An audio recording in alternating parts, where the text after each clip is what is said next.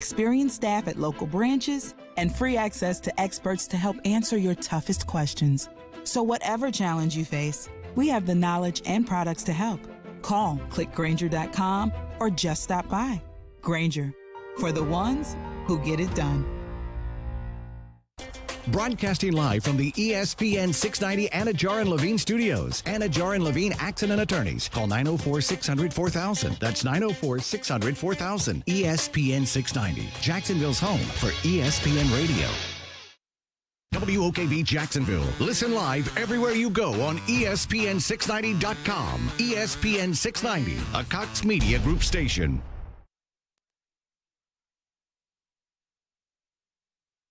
This is SportsCenter. Hello there. I'm Mark Robbins, and we've got news from the NFL. Tampa Bay is going to go to Washington this weekend without a couple of injured players. Tight end Rob Gronkowski and wideout Antonio Brown. Both won't be traveling, but wide receiver Chris Godwin will travel. However, he's going to be a game-time decision. He's still dealing with a foot injury.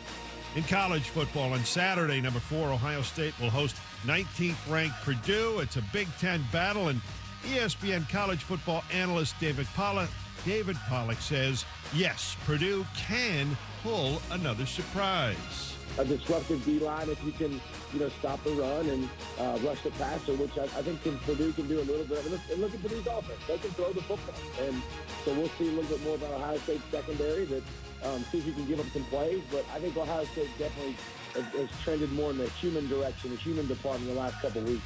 That's David Pollack on KJ and Max earlier here on ESPN Radio. In baseball, the Arizona Diamondbacks hiring Brent Strom as the new pitching coach. Strom's been with the Astros. Coming up Monday, we're looking back at Week 10 in the NFL as the Cowboys try for a bounce-back win against the Falcons, and Baker tries to continue to prove he's better without OBJ. Keyshawn, J. Will, and Max on ESPN Radio. Broadcasting live from the ESPN 690 Anajar and Levine studios. This is Action Sports Jacks on ESPN 690 with Brent Martineau and Austin Lane. I was just thinking we've been on the road a lot this week. Where was I on Monday? Was I in the studio on Monday? I don't know. Was I? Yes. All right. Top Golf on Tuesday. Wednesday, Intuition Ale for a little skateboarding. Yesterday, of course, String Sports Brewery, as we always do on Thursday. And now back here at Extreme Wings, Roosevelt Boulevard, near NAS Jacks for a Friday edition of Action Sports Jacks on ESPN 690. Usually every other week here at Extreme Wings. We'll be here this week and next week because of the Thanksgiving holiday. We'll have off on that Friday. So this week, next week, come on out, 3 p.m. until 6 p.m., Extreme Wings Sports Grill near NAS Jacks, Roosevelt Boulevard. Of course, Extreme Wings with several locations in town. Tell you more about that as we go along. Brent Martineau here, Austin Lane, Casey Kurtz back in the Action Sports Jacks studios. And it's Friday in Jacksonville. Jaguars looking for 2 in a row, 3 out of 4. Maybe we could call this getting on a roll if the Jags could beat the Indianapolis Colts. A lot to get to before Sunday at 1 o'clock in Indianapolis. You can watch that game on CBS 47. Austin, by the way, getting closer and closer to fight time now. Inside 10 days, Austin Lane, how are we feeling? Feeling great, man. Ready to roll. That's it? Like, that's the report? Like, that's what we got? I mean, what else do you want fired me to up say, for man? Sunday in Houston, the 21st? Training camp's going good, yeah. I mean, I don't know what else you want me to say. I was kind of hoping for a little bit. I was kind of hoping for a little bit better on the mic skills there. Yeah, I was hoping you were going to McGregor it. Oh, no, man. He's going down. Like, I mean, what do we do? I mean, this is like, yeah, we're good. We'll see what happens. Like, hey, I've never been in better shape in my life. Like, I mean, I'm doing stuff that I've never done before. Yeah. I mean, I'm watching more tape than I've ever watched before. A little bit of that would have made me feel a little bit better going into next Sunday. Oh, no, for sure, man. But it's all good. I'm going to let my actions do the talking. But if you want to know what's really happening with me right now, I had my eye exam because I had to make sure my eyes are good for the fight. So they dilated my pupils, so I can't see anything right now. I'll be honest with you. So I Did can't you drive here? Well, yeah. Well, that's terrifying. Well, no, I mean, like, I got it done, like, probably an hour and a half ago. So, like, I mean, I can see, like, far away distances, but, like, close up right now, like, I can't read my text on my cell phone, really. I mean, if I really squint, I can try. So that's what I'm going through right now, Brent. So that's your fight camp update. That's more like it. That's what I want. I mean, the dilation of eyes. Is dilation even a word? I have no idea. But I just made it up, and it sounds pretty good. Yeah. So is this a normal practice 10 days before a fight? Like, do you get your eyes checked? Yeah, I mean, so every fight you have to get your eyes checked. In some states, it's good for 6 months. In some states, it's good for 12 months. In Florida, it's good for 12 months. Unfortunately, Texas is only good for 6 months. So I had to get it redone again, even though I had it done earlier this year. Really? So Correct. is there anything else? I mean, obviously, do you have to get like a physical before the fight, or do you just declare yourself kind of ready? Yeah, I had to get a physical. I had to get blood work done. So great news on that front. I don't have hepatitis B or C, so that's good. It's good. It's fantastic. Good. That's good. Yep. And then physical came back, strong to quite strong. So yeah, we're all ready to roll. Kind of doing like the last minute things before this fight can actually happen. So you do the physical stuff, and all the blood work stuff before every fight? Yeah, I mean, it's kind of the same thing with the eye exam, where it's good for 6 months in that time frame. But some states require 12 months, some states require 6 months. So yeah, I mean, if I was fighting in Florida, I don't have to do any of this stuff. But since I'm fighting in Texas, I had to do it because it's only 6 months. I got you. We've been part of the Austin Lane MMA team for going on almost 3 years now, and so I didn't know some of this stuff. Oh, yeah, now you know. There are some things I'm not privy to. We have such a big team here surrounding the Austin Lane MMA team. So yeah, I feel like I did like a monologue for 15 minutes. This was like right before one fight, and you were gone, but I had the eye exam done as well. I couldn't see anything. I was like yelling at Kuz the whole time because I had no idea what we were talking about. Thankfully, you're here, so you can just kind of guide us through this a little bit. Yeah, we'll guide us through, and thankfully Kuz isn't here anymore. No, for sure. I mean it's a plus in all aspects. Well, unfortunately, you yell at Casey, you don't know what the heck he's going to do. He might come through that window, it's a that wild partition. Card. It's a wild card, man. I appreciate it. It might be a fight before the fight. You better believe it. I appreciate it, though. The prelims, if you will. Yeah, the prelims. Since we're talking about the fight's coming up November 21st. That's next Sunday. Yeah. In Houston, and it's a title fight, and it's a big fight. It's on UFC Fight Pass. It's a big opportunity for Austin Lane, for sure. And so I think is it safe to say this is your biggest fight since the Hardy fight? Biggest fight since the Hardy fight? Yeah, it's definitely safe to say that. It's probably one of the biggest fights of my life compared to when I had to fight the urge to go after Taco Bell for discontinuing the Mexican pizza. So I had to fight my inner demons on that one. And you know what they say, Brent, sometimes those internal battles are even harder than the external battles. But as far as external battles are concerned and external fights, yes, this is one of the biggest ones of my life. So what's this guy's name again? Juan Adams. Okay, so on the list of big fights, in any order, is Juan Adams, Greg Hardy, and Mexican pizza and then Taco Bell. And then fighting my internal demons over the Mexican pizza at Taco Bell. Very good. Yeah. So anyway, I think we're working on some things, or maybe we can have a little gathering. The Jags play at home, and then you're going to fight around 8 o'clock. It could work out perfect. Yes. So we're working on some. I don't have the details yet, it's tricky, We've done this in the past with some other places, but even a place like Extreme Wings where we could all gather and watch, you can't always do that at places. Yeah. Like, it's not – there's, like, rules about what they can carry and what they can't. You have to. I think you have to pay over a pretty big sum of money to air stuff on UFC Fight Pass for whatever reason. Even if it's like it's not like a UFC fight, but it's on the Fight Pass. They're usually pretty stringent about that. Yeah, I don't honestly. I've done this before. Like, we've talked about it before, and I forget exactly what goes in it. But it's weird. Like, there's some odd stuff. You'd think you'd be able to just all right, let's put it on that TV right near the window. And you can't do that. Like, you really can't. So, well, I mean, you could. You just don't say anything. Well, yeah, true. Well, we plan on saying something. Well, yeah. I mean, just make sure you lock all the doors in case the FBI comes and knocking. Well, yeah. I think. What's his name's watching? Dana White. Dana White's always watching. Absolutely. Yeah. So, especially our show. He probably is watching. Yeah. Friend of the show, Dana White. Friend of the show. So anyway, hey, we'll talk more about it next week. But the taper begins. If it hasn't already. Yeah, so the taper begins. Well, truth be told, actually, I'm going to have my last hard day tomorrow. It's going to be kind of like the fight simulation day because, so tomorrow's Saturday. I fight that next Sunday, so it's going to give me a good 8 days of just kind of rest and recovery, which is what you want. So tomorrow is really like my last day, and then I get the rest of the time to kind of just chill and eat carbs. So I'm looking forward to that. Yeah, that is nice. Do you already have like your shorts and your entry music and everything else picked out ready to go? Yep. We're already from those standpoints. Okay, so I missed another opportunity to put my face on your left butt cheek of the shorts. Yep, you missed the endorsement possibilities. You missed the opportunity to recommend Garth Brooks for my entrance song. Sorry, it's not going to happen this time either. I'm more concerned about putting my going face to Baton on your Rouge shorts. or something. I don't know.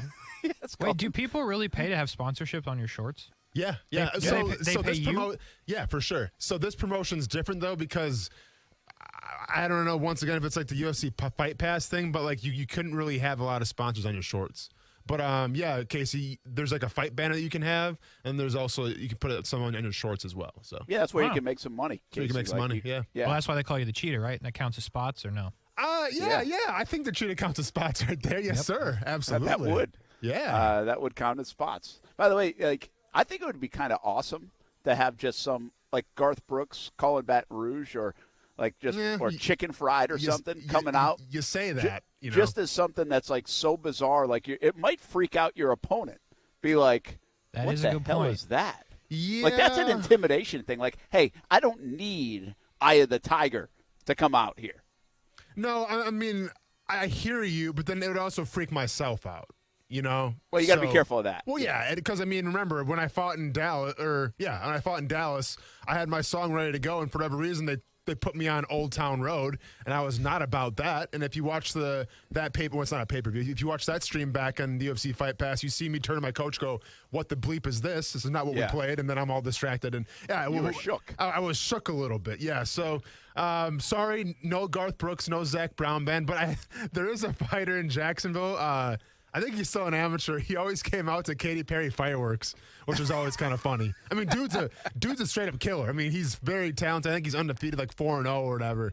But came out to Katy Perry fireworks every single time. And so he did a little bit of that. Would sing with the song as well. Yeah, some guys are, they're pretty cuckoo where they actually do that. Brent, I think you're onto something because if Austin comes out to Carly Rae Jepsen, Call Me Maybe, the other dude is going to be shook. I don't know how Austin's going to feel, but that guy's going to be like, "What is happening?" And next thing you know, he's out. I'm going to be honest with you. Carly Rae Jepsen, Call Me Maybe, Rebecca Black, Friday, and let's go ahead and go with Icona Pop. I don't care. Top 3 bangers maybe of all time in terms of pop music. Bangers like you wouldn't believe. So then maybe I'm onto something. No, you're onto something. Because that would be the segue of segues in the post fight. Like, hey, Dana, call me maybe. I think because I hosted we're definitely going off the rails right now. But I think it was 2011 or 2010 when I first got to Jacksonville, and it was New Year's Eve, and we didn't have a game the next day. So Jack's Beach Bars, and I paid the DJ like $20 to play Carly Rae Jepsen, Call Me Maybe 3 times in a row. It's a good song. I don't care what people say. It's a good song, man. That was a good $20. Say, hey, $20 well spent. That's awesome. That'd be so good. The thing about it is if you're going to do that, then you got to win because then the guy like that you beat too. He's like, that guy came in with that music and beat me. I mean, that's a dang good point. Maybe what I'll do is I'll come out to Circle of Life, from the Lion King, because I can kind of preface, you going through a table eventually. Eventually. Speaking of full circle, you're right. Yeah, for sure. That would be a good way to do it. All right, more on the fight next week because Austin will only join us for a couple of days next week, and as he gets ready and gets over there to Houston and settled in and all the rest. So we want to make sure he's focused for the big fight coming up on the 21st. All right, hopefully the Jags will be focused for this football game against the Colts. The injury report just came out. And James Robinson questionable. If you listen to Urban Meyer this morning, he said he would be questionable. I think there's a lot of confidence from the staff that James Robinson can go. It feels like when James Robinson talks about it, there's less confidence from him. Like he wants to make sure that he can do the things, he's used to doing. And I get that. Like, listen, a lot of guys play hurt, and listen, a running back always plays hurt. It doesn't matter. Mm-hmm. But your feet are pretty important at the running back position. Yes. I haven't seen too many heel injuries, honestly. Like, I don't remember talking about a lot of heel injuries over the year. over the years. But I think I could kind of envision that being a tough deal for a running back. And he didn't feel great, in the pregame warm-up Sunday. He didn't feel like he could give it a go as much as he thought he might be able to. So we hope that he gets a good report today. He had, I think Urban said 12 snaps yesterday. Expects him to get even more today and be ready to go. But he thought today's practice is a big indicator of if he'll play or not. And then Sunday morning, maybe he has to work out before the game. But I would almost think that if he has to work out before the game Sunday, it's probably a bad sign if he can play. Because I think that would mean he's not feeling 100%. He's going to wake up and see if he can go. And if he's going to work out before the game, he might not think he's ready, and they might not think he's ready. And there's still 8 games to go in the season, so the smart play might not be to play him. Well, and even if that's the case and Sunday morning is going to be the indicator, one would think that even if he does play, it's going to be on a pitch count. Do we have the diagnosis of it's a heel bruise? It's just a heel bruise. Well, I say just. I got you. I mean, let's be honest. Anytime you hear the word bruise, it's you're fine. But it's a heel bruise. It feels that way in football, right? No, for sure. But we also, guys miss 6 weeks because of turf toe. No, so. This is true. I'm not taking away anything from James Robinson or questioning James Robinson's toughness. I think Sunday, it wouldn't be the best sign if he has to work that out Sunday to see where he stands. I'm not a doctor, but I would assume that a heel bruise in terms of, it's not like a hamstring injury where you can probably re-aggravate it or make it worse. I think if he was to play and was on a pitch count, once it's bruised, it's bruised. Now, you can irritate it and you can put more pressure on it, but I don't think you're going to exemplify the injury if you go out there with a heel bruise. So, it'll be the trainer's discretion, probably up to James Robinson as well, but even if he's on a pitch count, I think just having his presence on that field is going to make a world of difference for the Jacksonville Jaguars here. Yeah, the good news for the Jags, Miles Jack good to go, Cam Robinson good to go, obviously Trevor Lawrence good to go. So Miles Jack, who missed the last couple of days of practice, we had mentioned that during the show yesterday, but he was ready to roll all week. He just kind of held him out Wednesday and Thursday, and he's good to go. So I like that because I told you yesterday, I think just from a communication standpoint, they did a good job of it. Last week. Can they do that again? Last night on Jaguars All Access, and we were talking about the defense, and the Jags substituted less last week than they had in previous weeks. Mm-hmm. Does the style of offense dictate that? Would they do the same this week and say, hey, you know what? Substitutions have given us a communication problem. 12 men on the field, those kind of things. To say, all right, we're going to substitute less. We're going to go on a smaller rotation than we normally do. Now, that doesn't mean you still don't want 8 defensive linemen to play, but they might not be hustling on and off the field the way they did. Or was that just Buffalo and the packages they were running that allowed that to happen? Yeah, so, when it comes to substitutions and you have different packages on your defense, usually, those are geared toward, obviously, if it's going to be a run or pass. I think last week with the Buffalo Bills, it was geared more towards the pass. So you had an opportunity to use more of your blitz packages, an opportunity more of your sub packages, if you will, and to try to stop Josh Allen and that pass game. With Indianapolis, it's a little different because you have to rely more now on your big packages as well as your sub packages because Indianapolis has a nice mix of run and pass. So I think you're going to see a little more substitution, especially, with those front four or two. I mean, the defensive tackles for sure, but the edge rushers as well, just because, you got to match them physically. You're going to have to match them in the trenches and then gradually work to the sub package game. So, I expect to see a lot more substitutions this week. So you will see more. Okay, well, I think keep so, an eye on that because, again, I think it went together. The fact that they played better because they weren't in and out so much. They've had communication issues. And for a team who's had communication issues, a lot of guys running in and out. Maybe I think sometimes the play is getting in a little bit later. The offenses try to dictate that anyway and make it more difficult on defenses. There are a lot of new parts to this defense that can be complex at times. And so, to me, it just, from a logic standpoint, says, oh, wait a minute, they substituted a little bit less last week. Oh, they played better. They had less of those lineup issues. Their communication was better. Well, what happens now if they do sub out more and they're forced to do that a little bit more? Can they still communicate, get on the same page? I guess we'll see that And it'll be something to watch. We know the Jaguars are going to have to stop the run in Jonathan Taylor. It does not matter that the Jags emphasize the run and are weaker against the pass, especially coming off last week. Indianapolis will try to run the football, no doubt. That's their strength. That's what they try to do. They work everything off the run game, a lot like the Jags on the offensive side, and they will try to do that. So I don't think there are many secrets about what Indianapolis is going to do. Like, I don't think this is a game plan that's like, oh, watch out now. They might mix it up. I think we know what Indy's going to do. It's just a matter of, hey, Jaguars, can you stop it?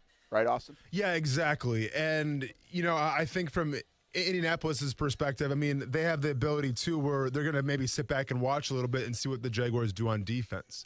Because if you do blitz like you did against Buffalo, I think Indianapolis, they have the players and they have the skill set where they can say, okay, let's say they – we saw them predominantly blitz in the A's and B gaps because they didn't want Josh Allen to step up. Well, if they do that this game, let's get some more halfback tosses. Let's get some wheel routes going. Let's get Nyheim Hines involved in the pass game and things like that. And that's going to neutralize the blitz, maybe some screen passes as well. So, yeah, I think Indianapolis is going to have the plan to pound the rock, obviously, get Jonathan Taylor started early. But then it's going to be about reaction, too, to see what the Jaguars do in terms of, are they going to play their base defense of stopping the run, or will it be more tailored to what you saw last week against the Buffalo Bills, where they're going to start running some more blitzes, a la kind of like the Baltimore Ravens did last night?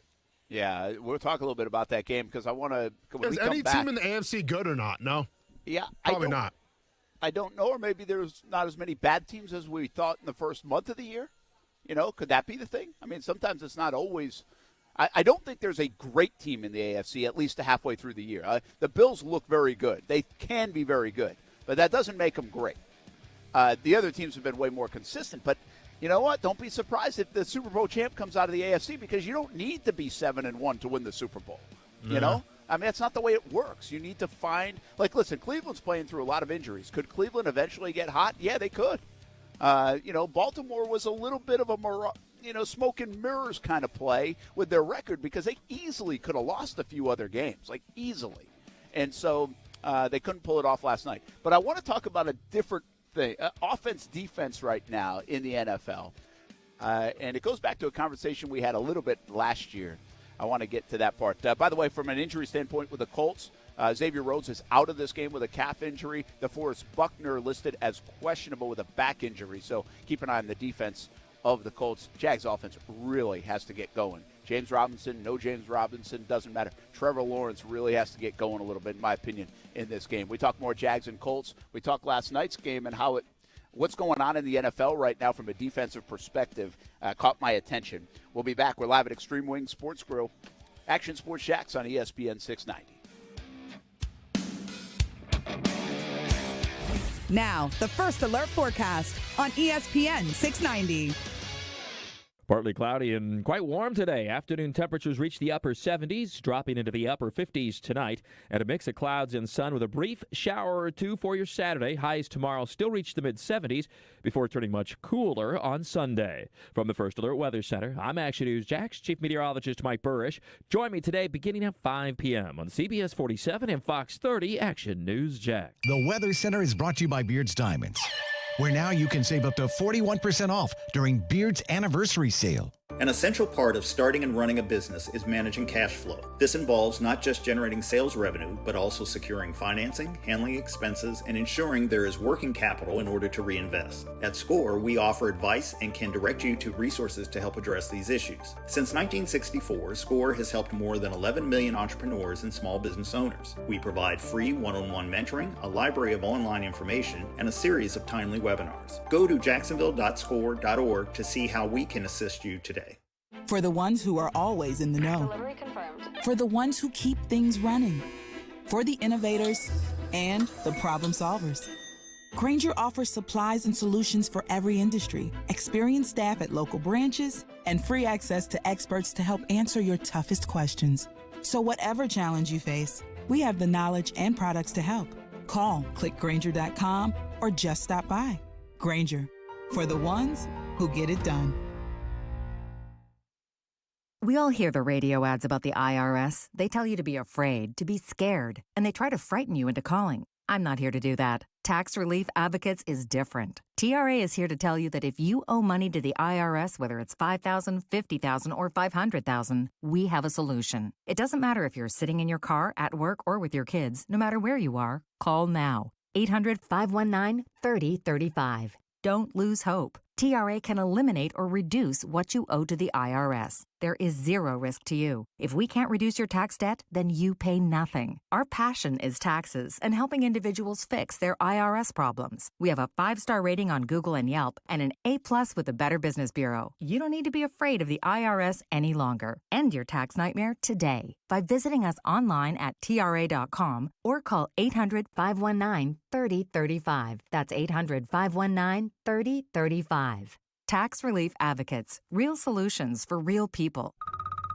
Hey, you were supposed to be here 10 minutes ago. Boss, I'm a little freaked out right now. What's wrong? It's Safe Touch Security and their video monitoring systems. They're popping up everywhere. Oh, for a minute you had me worried. Boss, my next door neighbor's got Safe Touch video monitoring. The place across the street's got it. And now I notice there's one next door to the one across the street. Keep it together now. Boss, I'm surrounded. It's never been more dangerous to be a crook. Whoa, easy. Look, you're not planning to break into your neighbor's house, are you? Well, no. Problem solved. Don't steal their TV and everything will be fine. Okay. Yeah, that makes me feel better. Oh, good. But when we're working, we still gotta stick to the Crooks R Us golden rule. Stay away from Safe Touch houses. Yeah. Now get over here. We got work to do. Now, for a limited time, the Safe Touch Advantage plan includes free equipment and installation for new customers with an Advantage monitoring agreement. The Safe Touch doorbell camera, a $200 value, can be added for just $99. Call Safe Touch today at 888-723-8682 or go to safetouch.com. State license number EF233. If you're experiencing domestic violence, it is not your fault. Hubbard House is here for you. You are not alone. Hubbard House provides free services and emergency shelter to survivors of domestic violence in Duval and Baker counties. Call 904-354-3114 anytime, 24/7 to confidentially speak to a caring advocate.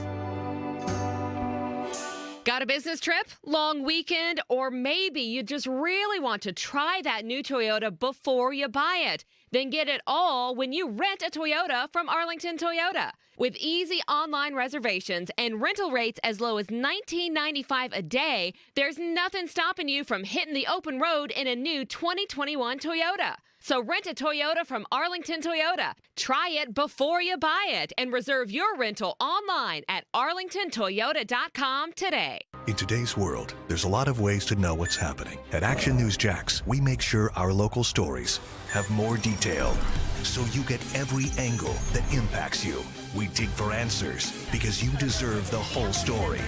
Taking time to provide context so you're clear on what's really going on. Because we know information is thrown at you 24/7, and we want you to know that Action News Jax is local coverage you can count on. Hey, it's Brett Mortno from Action Sports Jax. Did you know you can watch our radio show? Yeah, video of a radio show. Just search ESPN 690 Jax on Facebook, YouTube, and Twitter. Or follow me on Twitter at Brent A.S. Jax. Watch the show live weekdays from 3 p.m. until 6 p.m. or listen on ESPN 690. You saw the game last night. I've always heard this about the NFL. Now that I live in it, they're all professional athletes. And anybody, any day, any week. The Dolphins played. I fell asleep in the second half, but boy, they played fantastic. The defense was zero coverage the whole night. Good defense. That is Urban Meyer talking about, just the state of the NFL. It's interesting to me. I guess everybody was right about Meyer and college coaches adjusting to the NFL. I think Urban's a little more transparent about the challenges of it. And maybe it's just because we cover him. I don't remember Cliff Kingsbury talking this much about the transition from college to the NFL. But he's not afraid to say it. Sometimes I'm almost like, I don't know if he should say it. But, hey, you know what? Urban's been very honest, and he doesn't care what everybody else says about it, I don't think. I don't think he's paying attention to that stuff. And the bottom line is, I guess he is learning about the NFL. And he's got some NFL guys around him. That's why he built the staff this way. Positives and negatives to all of that. But right now I feel like at least they're in some kind of rhythm of, all right, we're not talking about Urban Meyer and how long is he going to be here and if he can make it and all this stuff right now, at least coming off a win and halfway through the season. It feels like they're like settling into this thing. I didn't think it would take 8 games from a college to NFL jump, but I guess we do have to remember Urban was out of even the college game for a bit. So this acclimation period, which seemed like was going really smooth in the off-season part of things, when you didn't have wins and losses in actual games, has certainly been a little bit more bumpy on that acclimation and transition now that we do have games, Austin. No, for sure. I don't, with Urban Meyer, and obviously he's giving you a peel behind the curtain. He's being truthful. The acclimation period, it takes a little bit. I'm not sure if every college coach would feel that same way that's now come to the pros. I don't know, that's on Urban Meyer. But I do think that when you surrounded yourself with a bunch of guys who have NFL experience, I mean, that should shorten the process out because you're going to lean on those guys. And, that locker room, that stadium there that has those coaches, it's mixed of some guys that Urban Meyer knows really well and some guys that are kind of unknown, but they're all guys that have, a wealth of experience. So I get it when you've been out of the game for a little bit, whether it's from college or just, taking a break, you come to the NFL and you become a head coach.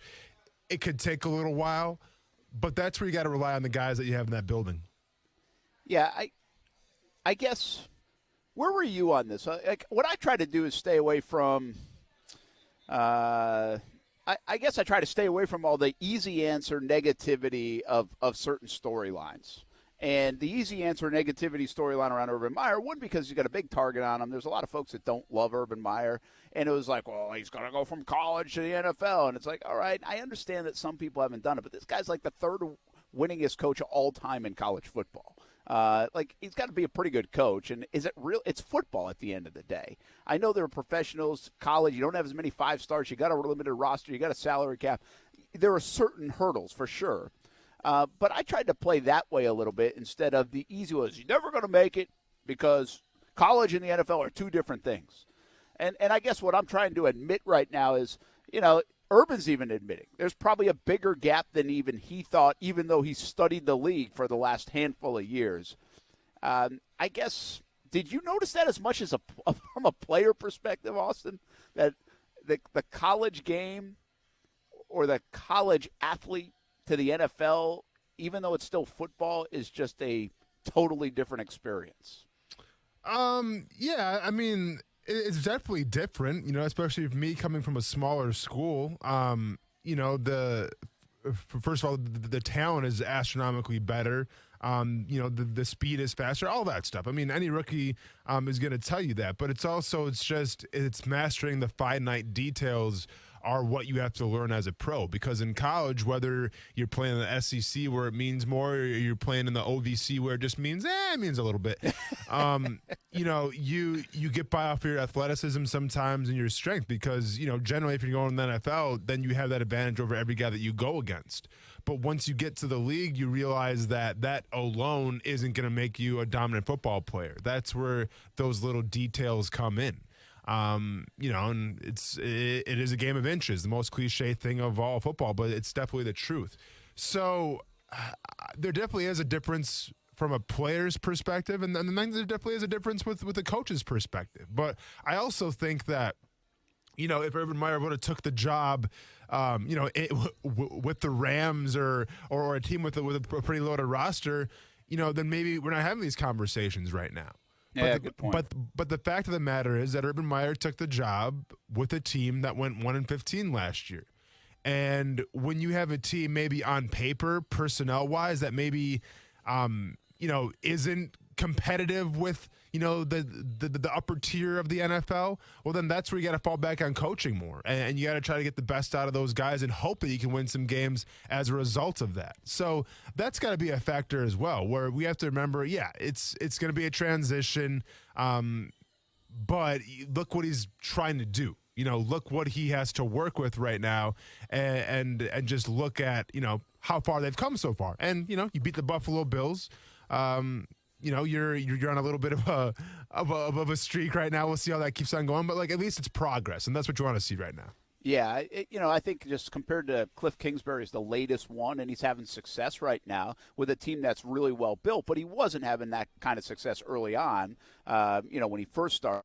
I think the difference is there's just so much more attention on a guy like Urban because, let's be honest, I mean, you have to go Google Cliff Kingsbury to look up his record, where he was in the college game. I mean, you knew he was there, but you probably remember him more as a quarterback than you do as a coach in college football. And so I think there's just so much more attention and scrutiny on what's going on here. And by the way, in fairness, Urban also brought on some scrutiny from the jump, from some of his hires to what happened, obviously, in the last month. Yeah, but at the same time, though, with Cliff Kingsbury, I think that people want to scoff their nose at him because he didn't really earn his opportunity to coach in the NFL.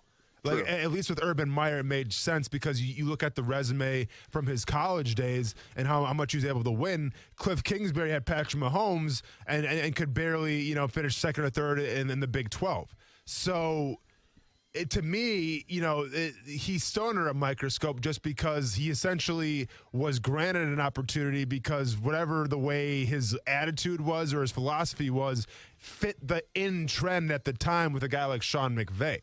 So to me, Kingsbury has just as much pressure as Urban Meyer just because Kingsbury, did he quote-unquote earn his opportunity? Well, it doesn't really matter because he's doing pretty dang good right now. Yeah, he is. But I guess I don't remember as much noise early on when he wasn't doing this good. Well, I mean, maybe there was. Yeah, I mean, I remember the noise of, the whole practices and, he's having breaks for cell phone and stuff. I mean, I remember people were all over him about that. But I think now, like that, I had somebody say to me in the last week, they're like, hey, the NFL has just turned into, like, look at McVay, look at Kingsbury, you need young gun guys, Sirianni, those kind of guys to coach. I mean, the old guard of coach, like, that's not the way to go anymore. I don't know if I feel that's true with Urban. Like, I think that was true with Tom Coughlin running the show. Like, that was a good example of it. It maybe gone wrong. But I don't know if I feel that way with Urban because what you're trying to tell me with those young guns is they know how to relate to the player. And the young gun guys or the more relatable coaches, they take care of the player. Well, I don't think that's the problem in Jacksonville. I'm not sure there's a problem. I'm just saying, like, that's not a thing in Jacksonville. Urban Meyer, since he got here, has said, I'm going to take care of the player. Like, I think if there's one thing that the players appreciate about Urban Meyer is they're taking care of him, right? I mean, that's what the sense I get. I mean, from how much money are they saving the players this year versus last year? No, is the food better? Is the this better? Is the that better? You know what I mean? No, absolutely. But at the end of the day, when we talk about young coaches versus older coaches, like, yeah, the young coaches are in right now, but you're in as long as you're winning. Because remember, like, it was just last year that Zach Taylor, people wanted him out of Cincinnati. And now he's having some success. So it doesn't matter to me if you're an old coach or you're a young coach. If you're not doing your job and winning ball games, it doesn't really matter. Like Sean McVay came in and won games right away. Cliff Kingsbury took him a little bit, but now he's winning games. Matt LaFleur, kind of got gifted Aaron Rodgers and everything. But even the pedestal is big for him right now with Matt LaFleur. So if you're winning football games, then yeah, it's all good. Doesn't matter if you're young or old. But it doesn't matter if you're young or old and you're losing football games. People are going to question that decision. Yeah. I wanted to get into some defense, but I'll save that for a moment because this just in the last half hour. Tom Pelissero and others saying John Gruden suing the NFL. Did you see this? Yeah. Let me get to there's some really volatile stuff here. So let me make sure I have it. John Gruden is suing the NFL and Roger Goodell. Not just the NFL, but Roger Goodell as well, in Nevada District Court, alleging they sought to destroy Gruden's career and reputation through a, quote, malicious and orchestrated campaign that led to his resignation last month. In part, Gruden's lawsuit refers to it as a, quote, a Soviet-style character assassination. There was no warning and no process. Defendants held the emails for months until they were leaked to the national media in the middle of the Raiders' season to cause maximum damage to Gruden. What's fascinating about this is John Gruden's not going away quietly. Mm-hmm. And I don't know if it's the NFL and Roger Goodell. I can't say that. But it certainly feels like a lot of people thought when the Gruden stuff came out, and by the way, there's not too many people defending Gruden here, okay, for the emails that took place. But I think a lot of people also thought, Austin, that, yeah, I would agree with that statement, that emails were held out and this was an attack on Gruden to right in the season to inflict maximum damage. Now, who did it, we have no idea. But it certainly felt like somebody was doing it to Gruden in particular when all of that stuff was coming out over that weekend and then the days that followed that led up to his resignation. And, again, that part, because he was the one emailing, I'm not saying anybody feels bad for Gruden, but it certainly presented itself like somebody was going after Gruden. And I want to be perfectly clear, I'm not saying the NFL and Roger Goodell did it, but it certainly felt like somebody was. Yeah, I mean, it definitely seemed like a calculated attack. Now, if you want to bring the Soviets into this, that's on you, John Gruden. I'm all set. You know, I'm gonna keep that one to myself. But by all means, do what you got to do. Might be safer to stake claim to the NFL than to the Soviets. Yeah, man. I don't know where that's coming from, but yeah, listen, it's not like Gruden needs the money, right? I mean, I'm sure financially he's well off. The way that everything transpired, though, and the way that it snowballed so quickly, and all of a sudden one thing comes out, and it's like, okay, well, you know, say your apologies, and all of a sudden, like the next couple of days, and another thing, like, yeah, this was definitely a calculated attack. Like you said, we're not sure like who started this or where it came from, but yeah, I'm sure somebody was out to get John Gruden and make an example of John Gruden. So at the end of the day, he said what he said, and he shouldn't have said it, or he shouldn't have typed it up in an email like he did. So he's still guilty of that. But if you want to sue the NFL for saying that they try to pinpoint you and calculated taking you out, I mean, that's your American right, man. Go get him. Yeah, and again, if I'm Gruden, I feel like I don't know if he's going after the right people. I don't know who to go after. They probably are more privy to this. But it certainly felt like a calculated attack on him.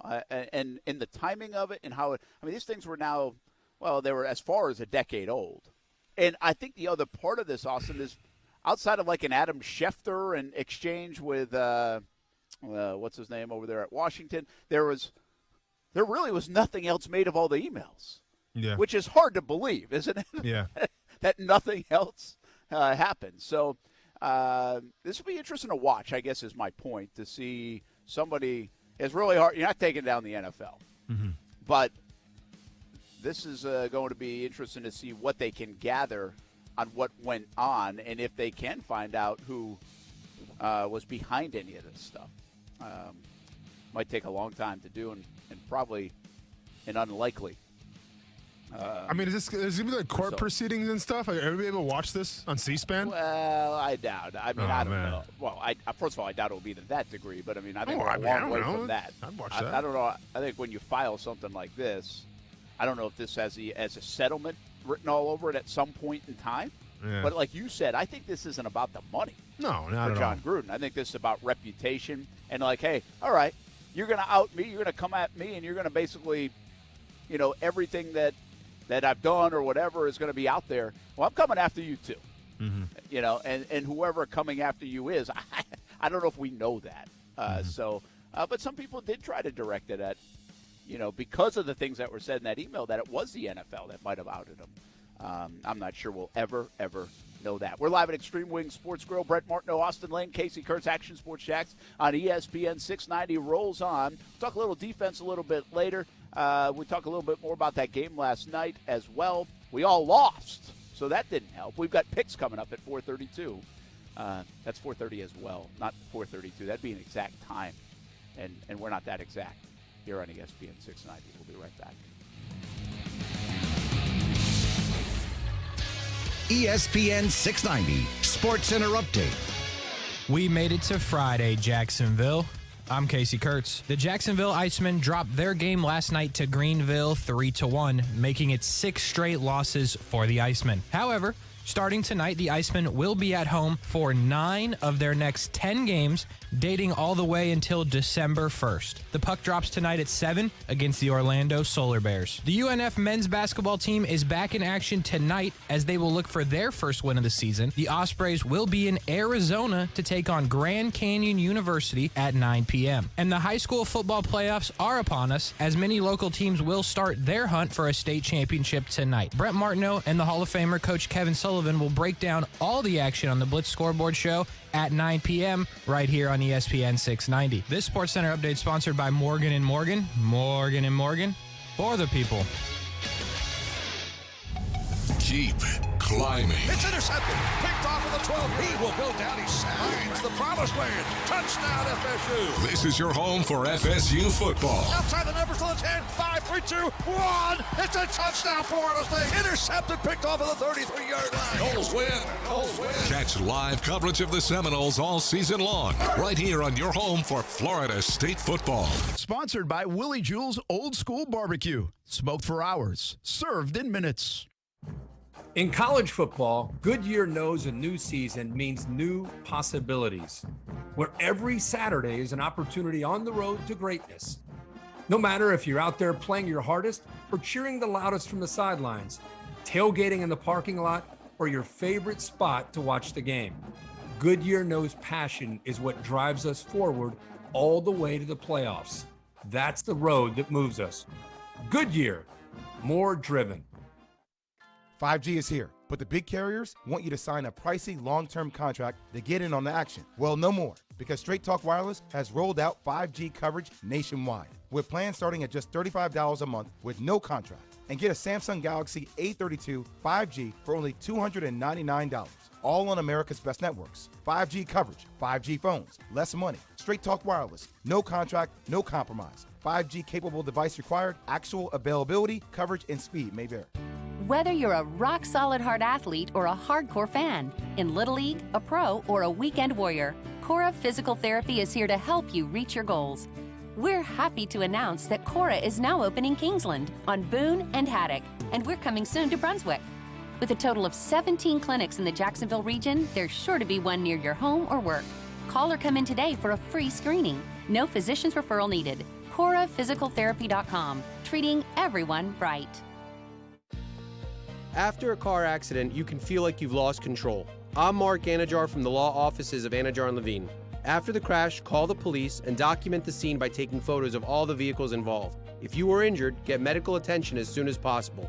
If you've been involved in a car accident, call the law offices of Anajar & Levine at 904-600-4000. That's 904-600-4000 for a free consultation. And take back control of your life. Office in Jacksonville. All across the nation, we are here for our communities. We're doing our part to get supplies where it's needed in order to fight COVID-19 together. It feels good to be out there to assist our community. I would like our friends and family to know that your National Guardsmen are always ready and always there. Visit NationalGuard.com to find out more. Sponsored by the Florida Army National Guard. Aired by the Florida Association of Broadcasters and this station. People are still hesitant to come to the shop. We built a place that people could come and join and meet each other and talk to one another. Small businesses are the heart and soul of a community. Hi, I'm Congressman Neil Dunn. And I'm Leah Dunn. During these times, it's important to support your local small businesses. They're the core of our communities and keep us connected. This message brought to you by the National Association of Broadcasters and this station. You love Zoom for video meetings? Now, choose Zoom to power your phone communications too. Zoom Phone works seamlessly within the Zoom app as your business phone system. Zoom Phone's secure HD audio and enterprise-grade reliability keep you connected to your teams and your customers. And it's easy to use on mobile, desktop, or desk phone. Empower your workforce with Zoom Phone. Zoom. How the world connects. What's up? It's Casey of Action Sports Jacks. After you listen to us from 3 to 6 today, you can hear the Blitz Scoreboard Show with Brent Martineau and the Hall of Famer, Coach Kevin Sullivan, as they take you around the high school action in the area. That's from 9 to 10:25 on ESPN 690. By no means are we there. I mean, we just got to keep improving. We talked about it last week. It's a week-to-week league. And what I mean by that, you're only as good as your last game, and you're never as good as you think you are, and you're never as bad as you think you are. So you just got to keep getting better every practice, every meeting, and every game. That is Joe Cullen, Jaguars defensive coordinator, after, a week that they're trying to get back after it on the defensive side of things. I don't know what to expect. It's like, are they going to follow that up, or was that just such a good game plan where everything worked? Like, it's really hard to figure out. The Jags have shown no signs of being consistent over the last couple of years. I mean, you really have to go back to early 2018 to find any consistency that you can rely on other than the running game. Like, the only thing the Jags have been able to rely on in the last really 3 seasons counted is the running game. And even that right now, they have trouble relying on it because you don't know how healthy James Robinson is. Yeah. So it's nice to be able to say, hey, they played excellent. You'd like to buy into that. But come on, we're all smart enough. I mean, I'm president of Sunshine and Rainbows Club, but we're smart enough to know that was one thing. Now, if you do that again, now I can go into the game next week and say, against the 49ers, be like, hey, I think they can shut down Jimmy Garoppolo too. You know, give it to me 2 weeks in a row.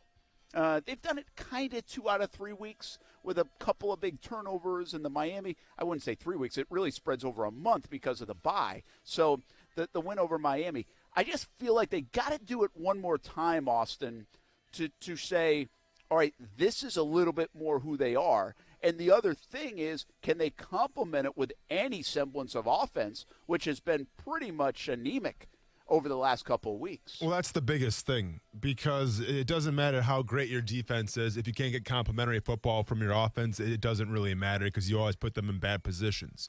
So going into this game, you want to see this defense play a good brand of football once again and start to establish an identity. The identity of the entire year of this defense has been stop the run. And guess what? They've been able to do that.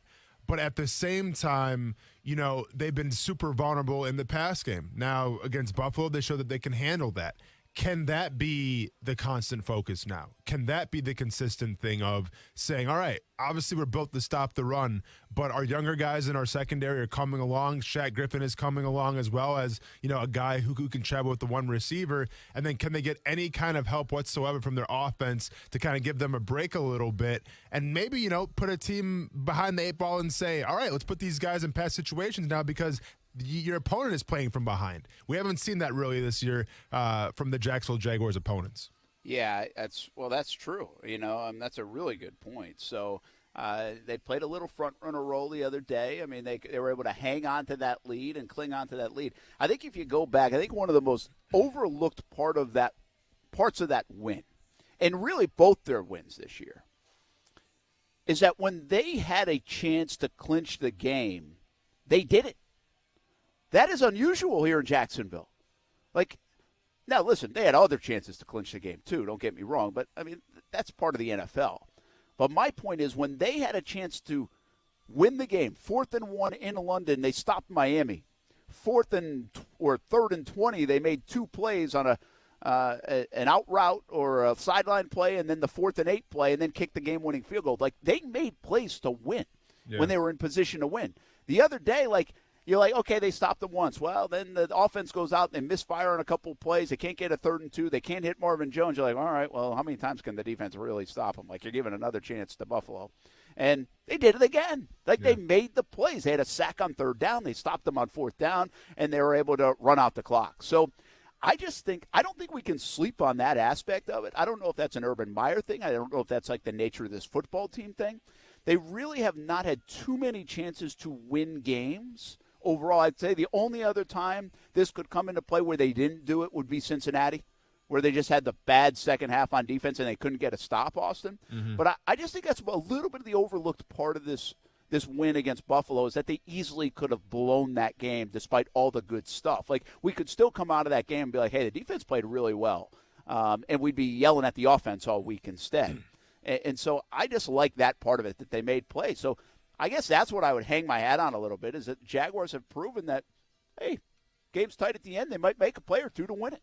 No, absolutely. But at the same time, it's unfair to expect that defense to hold a team to that many points, you know, and to try to, I mean, you know, if you can score 9 points and you win a game, like, I mean, that's very rare, I feel like, in the NFL. And, absolutely. And if you're that offense, I mean, you can only get away with that so many times, right? Maybe just one time. So I get what you're saying, where it definitely put a feather in your cap knowing that your defense won you that ball game, even though whether the stats or just, you know, the guys they're going against said that, well, eventually Buffalo's going to find their stride here because they have the weapons and yada, yada. Well, it never happened. So it's a huge confidence boost for their defense, absolutely. But you cannot put your defense in those type of situations week in and week out. Yeah, I agree. Listen, the offense has to get cooking. Although we did see a defense last night, the Dolphins were able to do the same thing. Hey, did you see my tweet earlier before the show? Did you see the change picture that we were cashing in? Okay. Okay, so in the break here, I said, Steph's going to cash in the change. You know how you got a bunch of change at the house? And you go bring it to, like, Publix or the bank or something? Sure. And you throw it in the machine and see how much you get? Sure. Now, I think you got to pay, like, 10%. If you go to, like, Publix or something. Yeah. But it's better than rolling the coins, okay? Okay. So I said, how much do you think we have? Whoever's the closest, I'll donate it to your charity of choice. Okay. Casey participated. Casey, what did you say? Great question. Gambling's not a charity, though, huh? No, no. Unfortunately, it's not. Okay. Not going to lie to you, Brent. Don't remember what I said, but if I just keep saying enough words out loud on the radio, I'll be able to pull it up. Yep, here's the post. All right, very good. 144.44 is what I said. Casey, you're learning from me, man. You're learning from the best. That's a classic Austin Lane move. That's just a good keep talking stall until you move. find That's it. a good stall tactic right there. I've had 120 responses on this thing. All right, let me look in up the here. last hour. So right. you guys look at it. I want your Casey to give you a guess. I want your guess, Austin. Yeah. And I got to find out from Steph if she cashed it in yet and see what it is. This would be very disappointing if Steph gets like her detoured and doesn't go do this now. Oh yeah, I mean, it's kind of depending on her. So yeah, let's go. There's Steph, a lot you got riding this. on Steph here to go You get this got job done this afternoon. All right, we'll be back. Okay. Action Sports Jacks on ESPN 690. We're live at Extreme Wing Sports Grill here on a Friday. We got that coming up, and one of the best runners in the country lives right here, and he had another big day today. He joins us next on ESPN 690. Want to introduce yourself? Yeah, I'm Owen. I'm a cigarette. Do you like being a cigarette? No, I don't. Not really into killing thousands of people. Sorry, no filter. Right. What's your sign? Pisces? I'm a Cancer. Cigarette joke. But seriously, I do cause cancer. And heart disease. And strokes. I could go on forever. Unlike the people who smoke me. The average smoker lives 10 years less than non-smokers. Quit today. Find out how at tobaccofreeflorida.com. Looking for a great career that can take you places? The Jacksonville Transportation Authority offers miles of opportunity, and the JTA is now hiring bus operators. We offer competitive pay and benefits with a starting wage of $16.43 per hour.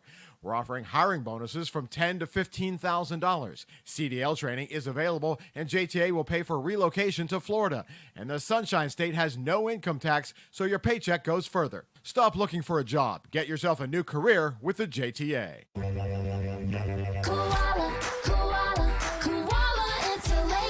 Hey, I'm Carrie. And I'm Bruce. We're the owners of Koala Insulation. Don't let the milder temperatures lull you into complacency. Fuel prices will continue to rise, as will your utility bills. Call us today and take advantage of our fall prices. We don't quote over the phone or just poke our heads up in your attic. We do a full evaluation to include attic ventilation needs as well as insulation. Give us a call at 904-679-6282 or online at koalainsulation.com.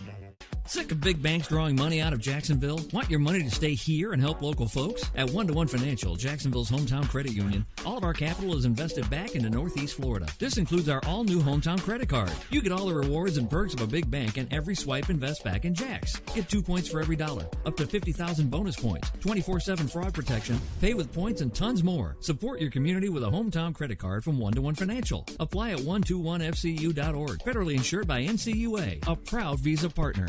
Diabetes, high blood pressure, anxiety meds, everyone's on them. If you're a 50-year-old male, maybe a bit porky, and you may even have type 2 diabetes, $1 million of term insurance may only cost you about $200 a month. Call Term Provider. Speak with Big Lou at 800-333-1750. Big Lou will find a term life policy for you even if you have type 2 diabetes, are overweight, or have high blood pressure. Term Provider has helped thousands of people like you who think they can't afford term life insurance. To buy $1 million of affordable term life for you, all you need to do is call Big Lou at 800-333-1750. Lou will make sure the scales are tipped in your favor. Call 800-333-1750. Big Lou will answer your call and work to fit you into a term life policy that you can afford. Remember, Big Lou's like you. He's on meds, too. Call 800-333-1750. 800-333-1750. Are you looking for a venue to celebrate your special occasion that guests can't stop talking about? Call Riverside North Special Events and Banquet Hall. We specialize in anniversaries, weddings, birthday parties, corporate meetings, family reunions, fundraisers, graduations, and funerals. This unique, all-inclusive, full-service venue is the way to go. Call us today at 354-4162 and let us book your next event. All proceeds from bookings benefit the Clara White Mission. What's up? It's Casey of Action Sports Jacks. After you listen to us from 3 to 6 today, you can hear the Blitz Scoreboard Show with Brent Martineau and the Hall of Famer, Coach Kevin Sullivan, as they take you around the high school action in the area. That's from 9 to 10:25 on ESPN 690. Broadcasting live from the ESPN 690 Anajar and Levine studios. Anajar and Levine Accident Attorneys. Call 904-600-4000. That's 904-600-4000. ESPN 690. Jacksonville's home for ESPN Radio. WOKV Jacksonville. Listen live everywhere you go on ESPN690.com. ESPN 690, a Cox Media Group station. This is SportsCenter. Hello there. I'm Mark Robbins. Word from the NFL as Week 10 has arrived. Kyler Murray practicing with the Arizona Cardinals today. Head coach Cliff Kingsbury says Murray will be a game-time decision to play against Carolina on Sunday. Tampa Bay is going to Washington without injured tight end Rob Gronkowski and injured wideout Antonio Brown. Wide receiver Chris Godwin will travel, but he'll be a game-time decision as he deals with a foot injury. The Rams got Odell Beckham Jr. Thursday. They get San Francisco on Monday night. And ESPN NFL analyst Booger McFarland says OBJ is a help, but not a guarantee. Does this change the balance of power? No, not really. It's another weapon in that room. And so I like the fit. I don't love it. But I do think he will have an opportunity to play with a quarterback of elite status. That's Booger McFarland on Greeny earlier here on ESPN Radio. Top 25 college football tonight. Fifth-ranked Cincinnati on the road at South Florida in the American, trying to stay undefeated. You can watch this one 6 p.m. Eastern on ESPN2. Think O'Reilly Auto Parts for all of your car care needs. We're close, convenient, and known for our guaranteed everyday low prices and excellent customer service from professional parts people you can trust. Stop by your local O'Reilly Auto Parts today. O'Reilly Auto Parts. Better parts, better prices every day. Broadcasting live from the ESPN 690 Anajar and Levine studios. This is Action Sports Jacks on ESPN 690 with Brent Martineau and Austin Lane. No, I love it. Love it. Yeah. Good energy. They're, we're kind of backing off a little bit. You change your schedule for them, so there's a little more time. We're done at 4 instead of done at 5, and doing some other things this time of year. That is Urban Meyer getting ready for a game against the Indianapolis Colts. We'll talk a little more defense coming up in just a bit. We'll also talk more about the Jags really getting things going on offense. And I'll tell you what, if they win this game against the Colts, it kind of breathes new life to the season, I think. I think it changes the way you look, not from like, hey, a playoff perspective or anything, but I just think from coming out of the bye week, the schedule looked so difficult. You get the Bills win, and could you beat the Colts too, who are hard to figure? Are they really good? Are they just okay? I don't think they're bad. But then you got the Falcons. You have a 49ers team that's struggling. I mean, Jets, you have Houston playoffs, still ahead. baby, let's go. Jets. Yeah, and I'm not saying it's that, but it just changes like, hey, this is what we hope the season would be, a little progress, right, in the right direction. And if they can get a couple of wins in a row and 3 out of 4, Austin, and then you add maybe a couple more later on, well, I think the answer is yes. Now what we're waiting on is a little bit more of a progression and trend up and maybe like a big bump and a big step from the rookie quarterback, Trevor Lawrence. Yeah, for sure. I mean, let's get back to scoring touchdowns first before we crown them. But, yeah, it could be you see San Francisco, you see Atlanta coming up next.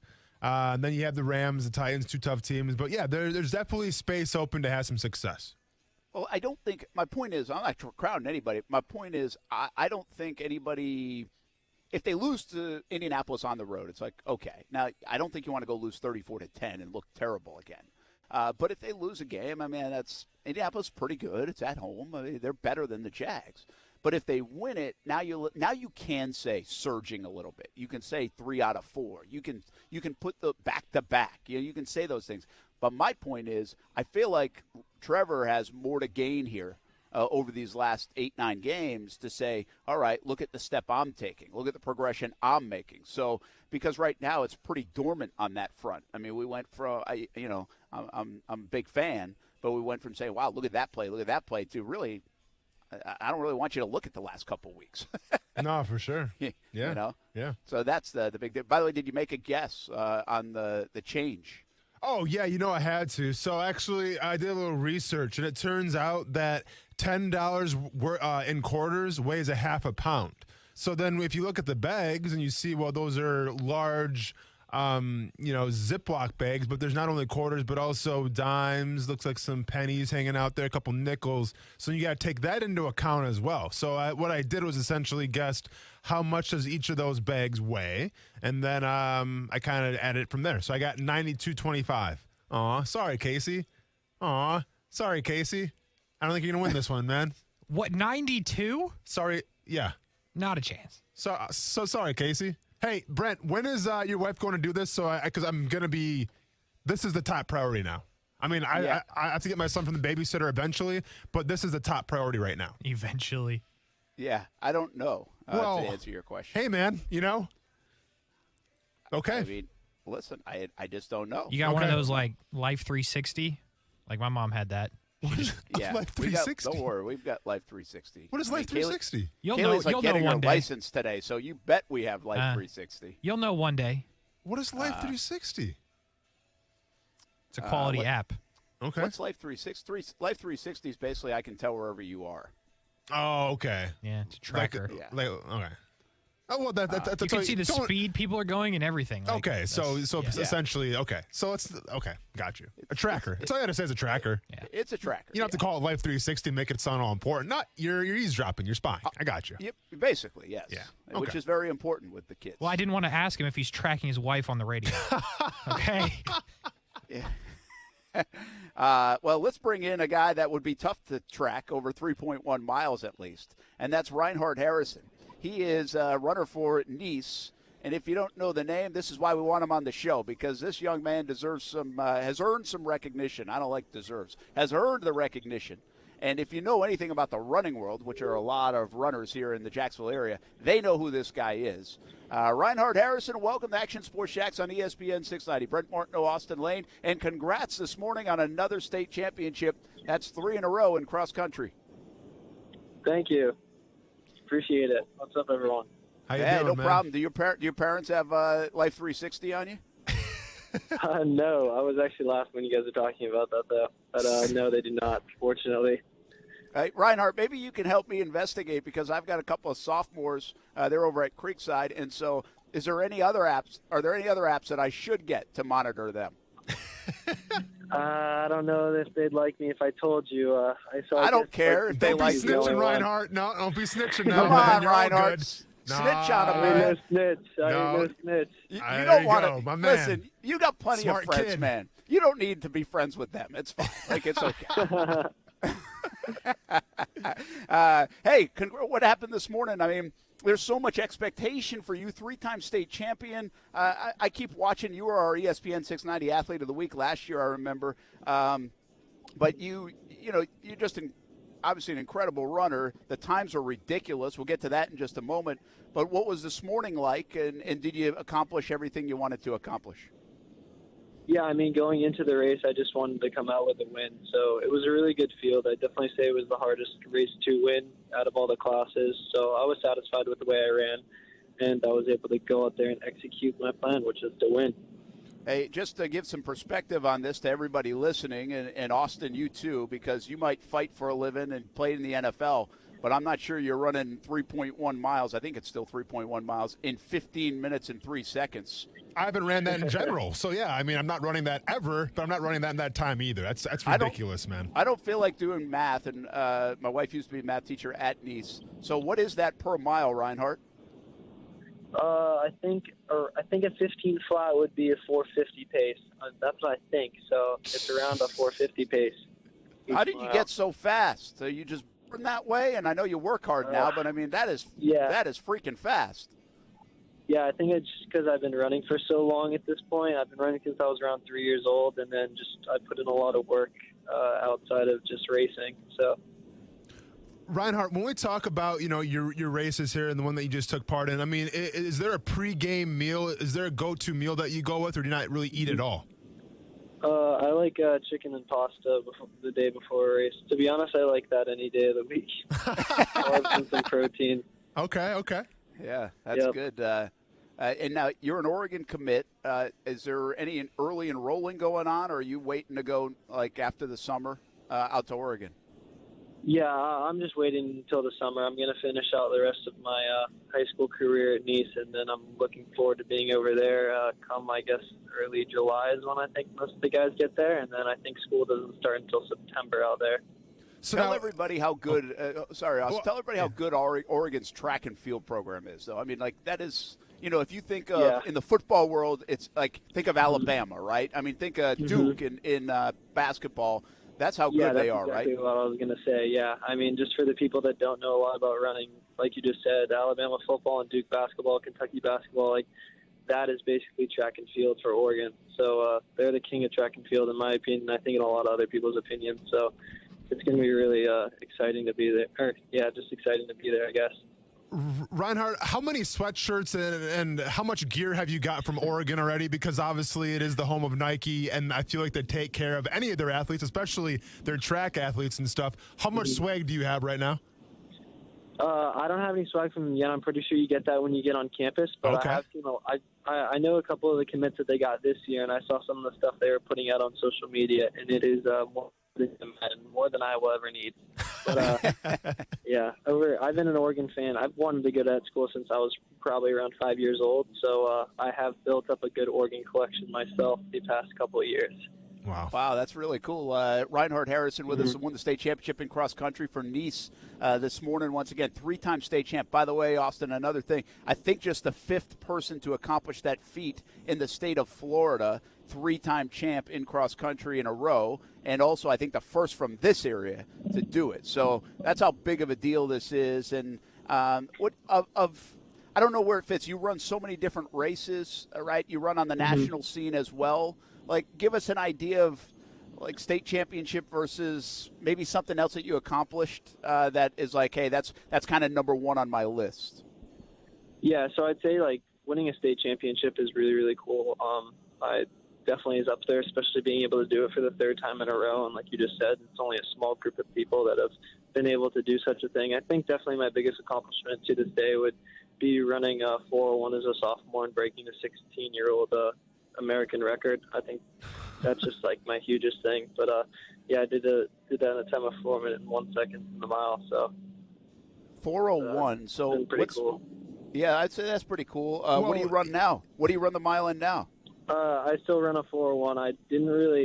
To be honest, I didn't really focus on the mile too much my junior year. I decided to like branch out to the 2 mile and work on a little bit longer stuff. I ran a 8:47 2 mile this year, so I was able to get the state record in that, which is really exciting for me. But I think this year is going to be the year I go back to the mile and hunker down and hopefully go under 4.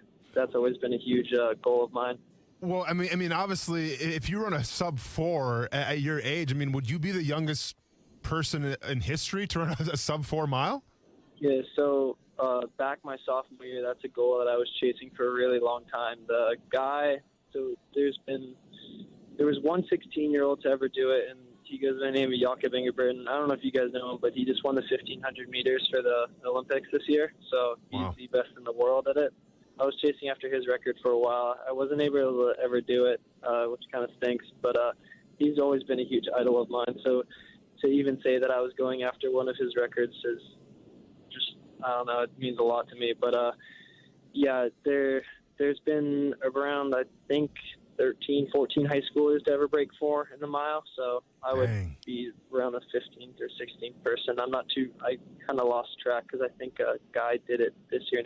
He goes by the name of Hans Kessler. But yeah, I want to be part of that list. It's definitely, it's just like a big, I don't know if you guys know a lot about the American mile, but to break 4 in high school is definitely one of the hardest things to do, in my opinion, out of all sports. I can't believe there's that many that have done it. Like, that surprises me. There's that kind of number that have done it. Just shows you the talent, right? Mm-hmm. Yeah, exactly. I mean, out of all the runners in the U.S. too, I mean, it's obviously a short amount, but it's also kind of like a large list when you look at how crazy of a time that is. Yeah, that's pretty wild. Reinhard Harrison with us, state champ for the 3rd time in a row this morning in cross country for Nice. Congratulations to him on that. How many, do you keep track of the records? Maybe mom and dad do, or how many records do you hold, whether it's in the state, the nation, whatever? Yeah, so my big national record would be the one we were just talking about, the 401 mile. And then state-wise, I have the mile record, the 2-mile record, and then the 5K record. So I have 3 state-wise, I guess. And I'm hoping to get 4 this year. I really want the 800. I'm not sure if I'm going to be able to get that. You got to have a good amount of speed, and at the same time I'm going to be doing the 2-mile and whatnot, so I need to watch myself on that. I can't focus too much on speed and then forget about the endurance. But yeah, I'm hoping to come away with 4 by the end of the track season. Yeah, I love the goals that you have in mind. You know, you said something that's interesting. You've been running since you were 3, but you even had Oregon in mind when you were 5. I mean, is running in the blood? Like, I'm not sure there's too many. Listen, like, my kids want to be a baseball player when he's 5. Like, I think that happens. Running for Oregon, I'm not sure how many 5-year-olds have that on their list. Yeah. To be honest, I don't really know. I fell in love with the sport at such a young age. So, and obviously if you are a runner, like, you know that Oregon is the top dog school. So for me, I just wanted to shoot for the stars, I guess. And then it ended up all paying off. Reinhard, you know, in terms of training, we always hear like distance runners that they train at elevation, right? Because it's good for their blood, and they come back down to sea level and race, and they have good results. Yeah. How about training in Jacksonville, like in the humidity? Like, does that have some kind of effect on a runner's body as well? Because I feel like it does, because it's more like resistance training, because it's hard as hell to breathe in the summertime of July. I played football, and I can't imagine running in it.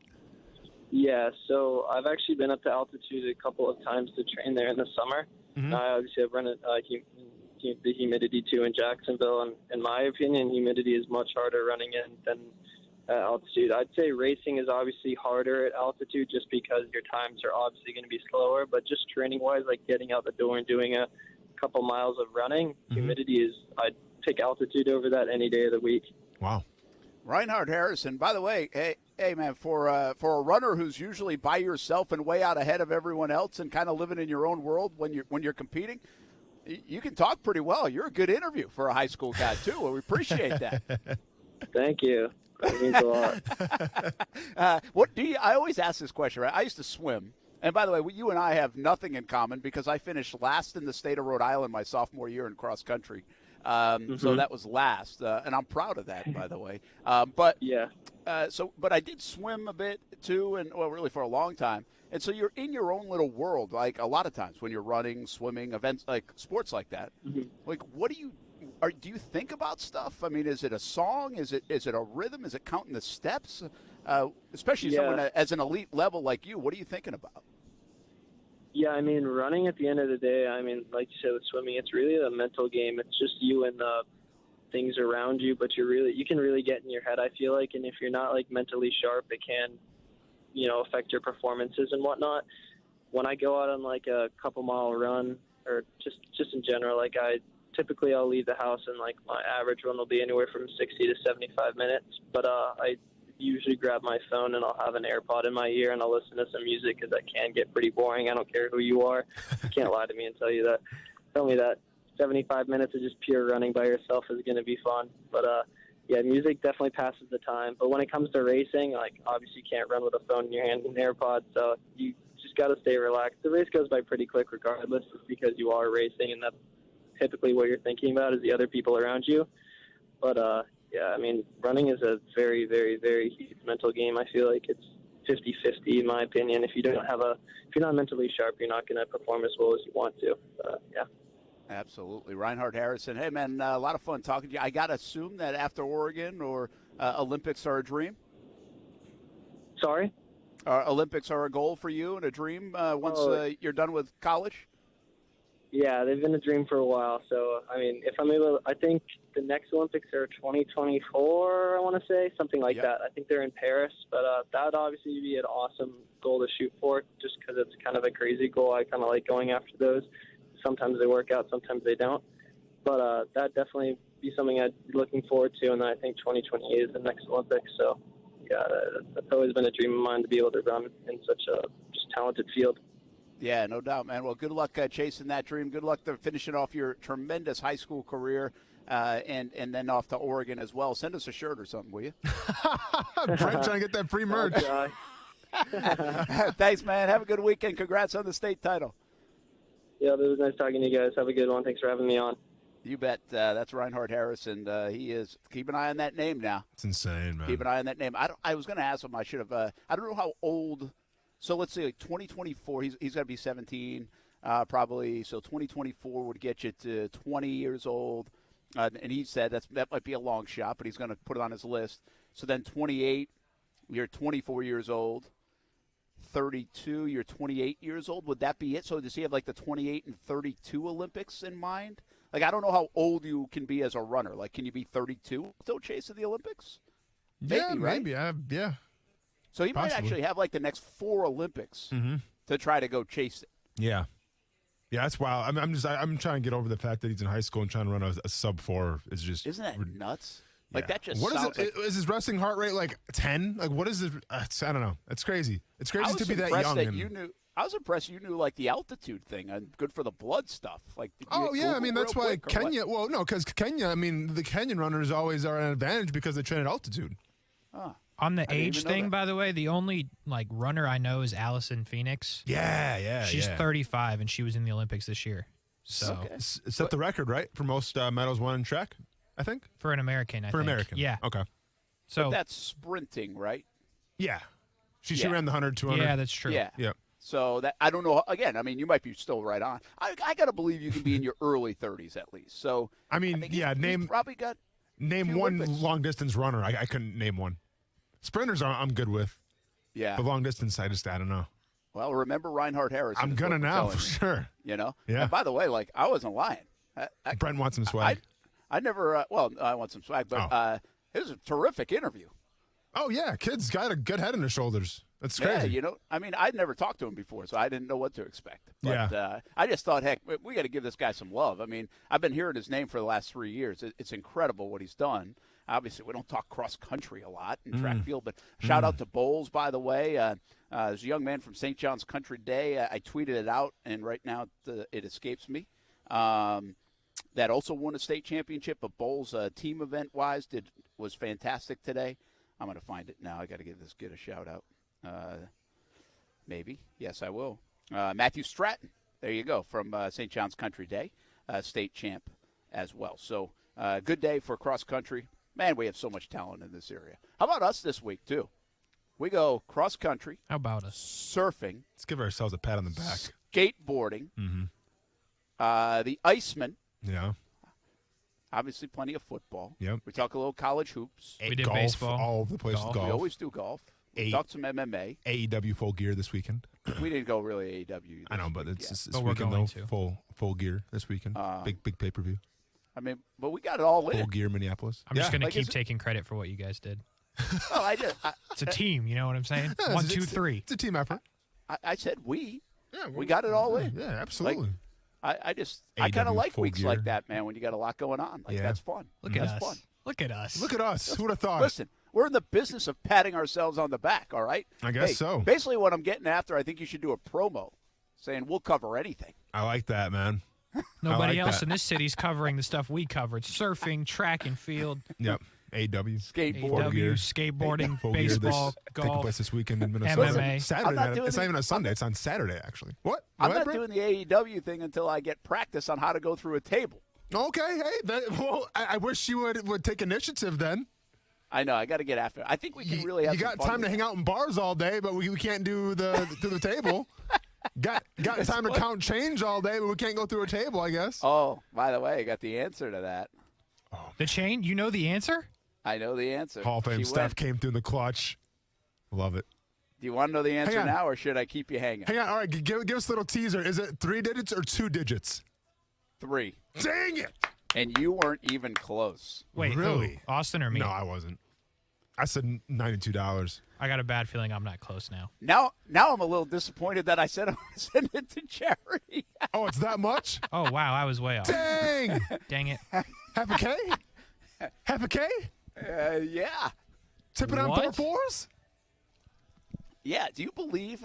Here's the number, okay? Hold on. Let me see. I'm bringing up the picture right now so I can put the picture next to this. Bring up the picture. Yeah. I got to do that too. Yeah. And Steph said, so what's your guess? I said $169.47. I played off the radio station MTV. Smart. Sorry, Fox 30. But it took me a second, but I got it. Yeah. You want to know the answer? Yeah. You're looking at the picture. I'm looking at it right now. And I'll be honest. I mean, I see a lot of pennies in there, so let's hear it. I know. A lot of bronze. A lot of bronze. A lot of third-place finishes. I'm surprised at this number, too. $515.12. Wow. I'm flabbergasted. $515.12, which means I cannot take any more. Now I can't take any more. That's a lot the of latest one I firewood. have is $65. It stops with Betty Layton at $65. She's wrong. $500. So now I got to go back. I got to go back and look at the responses. I got 139 responses, and somebody's going to get that to their charity. No one's even in the someone's in the 300s. Yeah, I'm scrolling right now. Yeah, I saw we some were 400s. way off. Oh, did you? Okay. Yeah, I saw 426. I saw 464. That might be the best. 464. Man, that is. But that's I'll a go lot back. of firewood. Yeah. Yes. That you just well, it's going to charity, so it's all good. Hey, what did you say it was? 515.12. Somebody said 557. 60. Yeah. Really? Yeah. That's impressive. Who is that? What's their handle? D West after the rain 19. Yeah. All right. I mean, well, they might be the winner. Did they put what foundation or charity? Does not I got a appear couple that way. 400s, by the way. Some people are good at this game, and some people are very bad at this game. Yeah, I suck. I mean, here I am trying to Google the weight and everything, and I was way off. Dude worked very hard, though. Yeah, I I would worked tell you, man, hardest I worked all week, for real. Like, it's usually more than you think, but I didn't think it was that much. That does not look like that much. I wonder if Steph went to the reserves and got more or something. Yeah. Maybe. Wouldn't that be? Yeah, it's a dang good point. Maybe Steph's in on this. Maybe it's some kind of inside thing.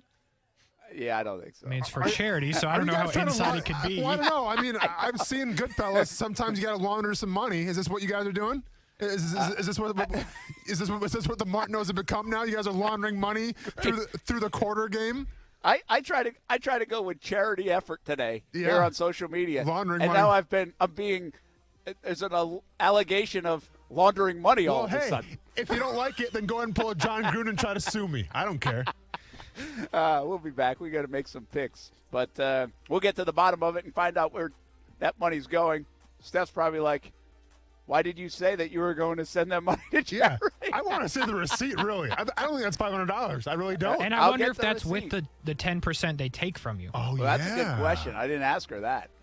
That's a good Something question. seems fishy here, Casey. I think that's probably the one. I think he's just trying to do a good thing, and it worked out. I'm going to give him the benefit of the doubt. Yeah. I mean, what's fishy about this? Like, do you think? Something put here. Now I kind of wish it was $173. Yeah. No, some charities can be super lucky. I mean, honestly, that's awesome. All right, we'll be back. Action Sports Jacks on ESPN 690. We're live at Extreme Wing Sports Grill. You know how many wings I could have bought with that? That's a lot of wings. We'll be back.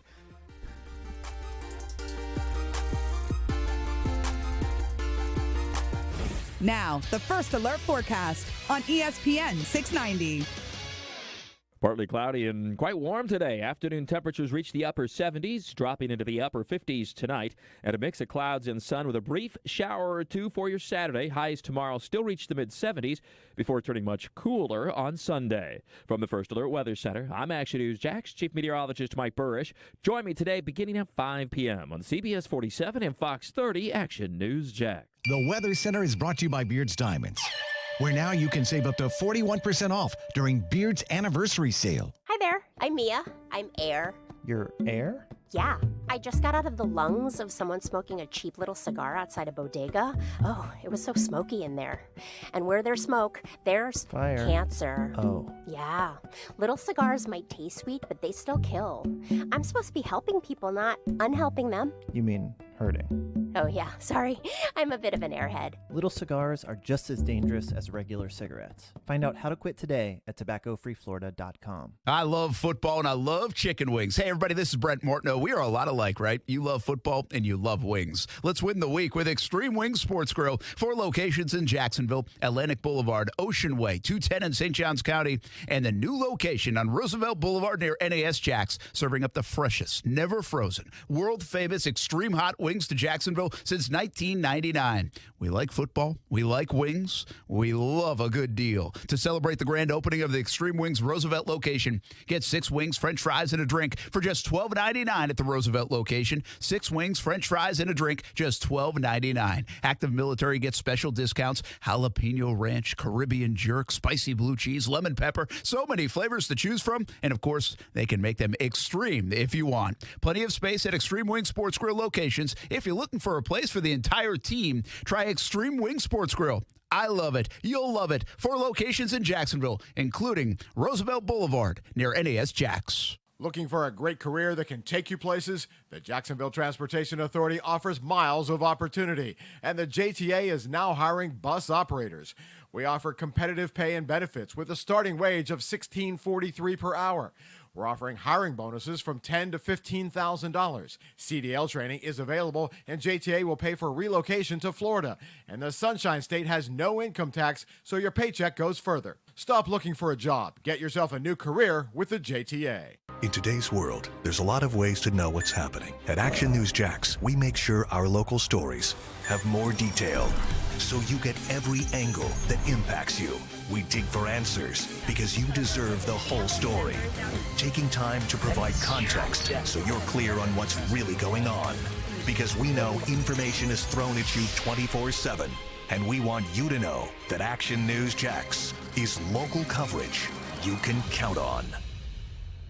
We all hear the radio ads about the IRS. They tell you to be afraid, to be scared, and they try to frighten you into calling. I'm not here to do that. Tax Relief Advocates is different. TRA is here to tell you that if you owe money to the IRS, whether it's $5,000, $50,000, or $500,000, we have a solution. It doesn't matter if you're sitting in your car, at work, or with your kids. No matter where you are, call now. 800-519-3035. Don't lose hope. TRA can eliminate or reduce what you owe to the IRS. There is zero risk to you. If we can't reduce your tax debt, then you pay nothing. Our passion is taxes and helping individuals fix their IRS problems. We have a 5-star rating on Google and Yelp and an A+ with the Better Business Bureau. You don't need to be afraid of the IRS any longer. End your tax nightmare today by visiting us online at TRA.com or call 800-519-3035. That's 800-519-3035.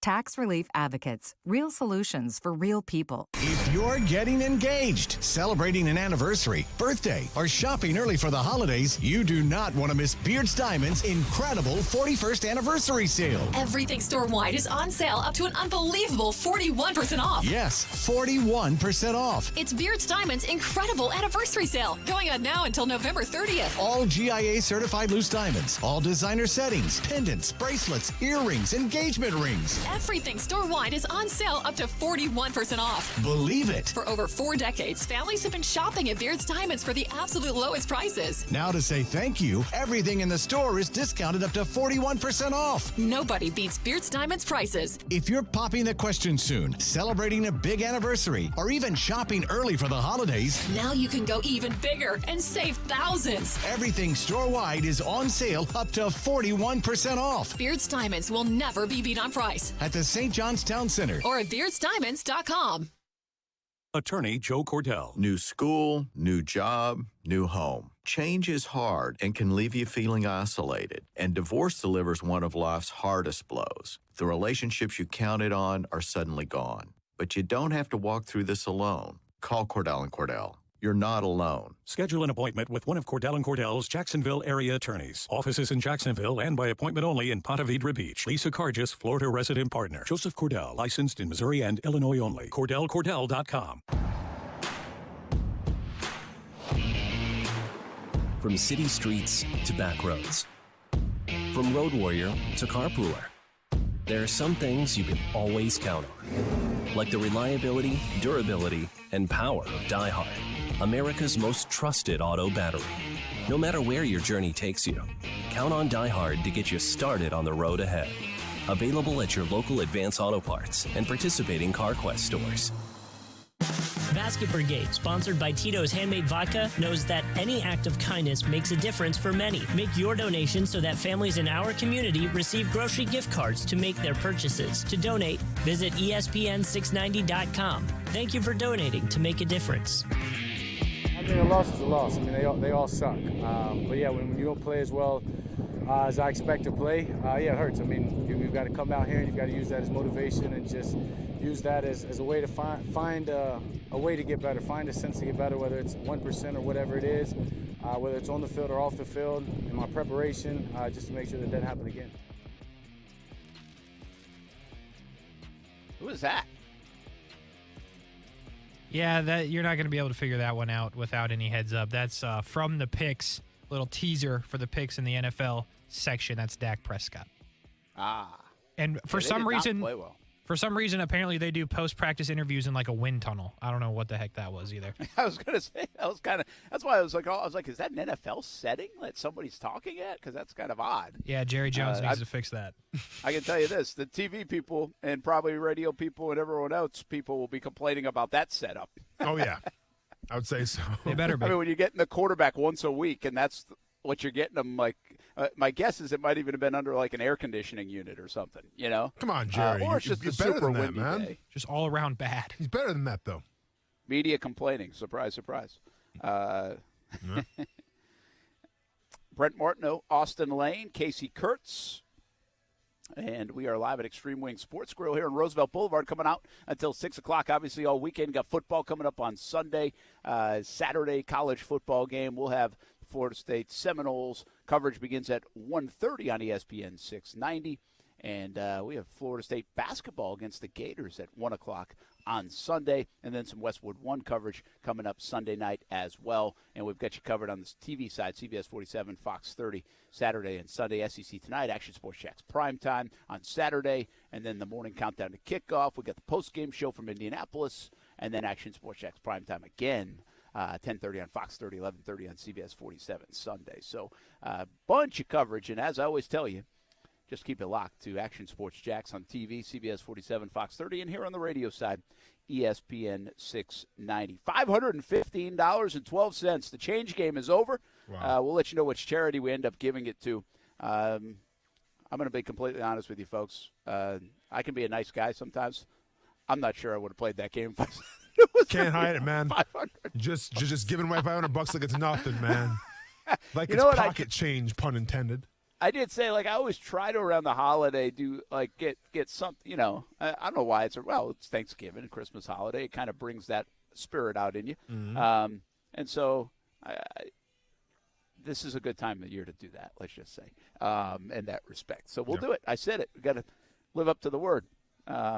And now I probably owe my wife like a dinner too. Oh, yeah. It's going to cost me probably like double Yeah. at the end of the day. Wait, so then she had to do it herself, right? She had to dump all that change in the machine, right? Yeah, she did, yeah. Yeah. I told her I want a receipt for proof, though. Yep.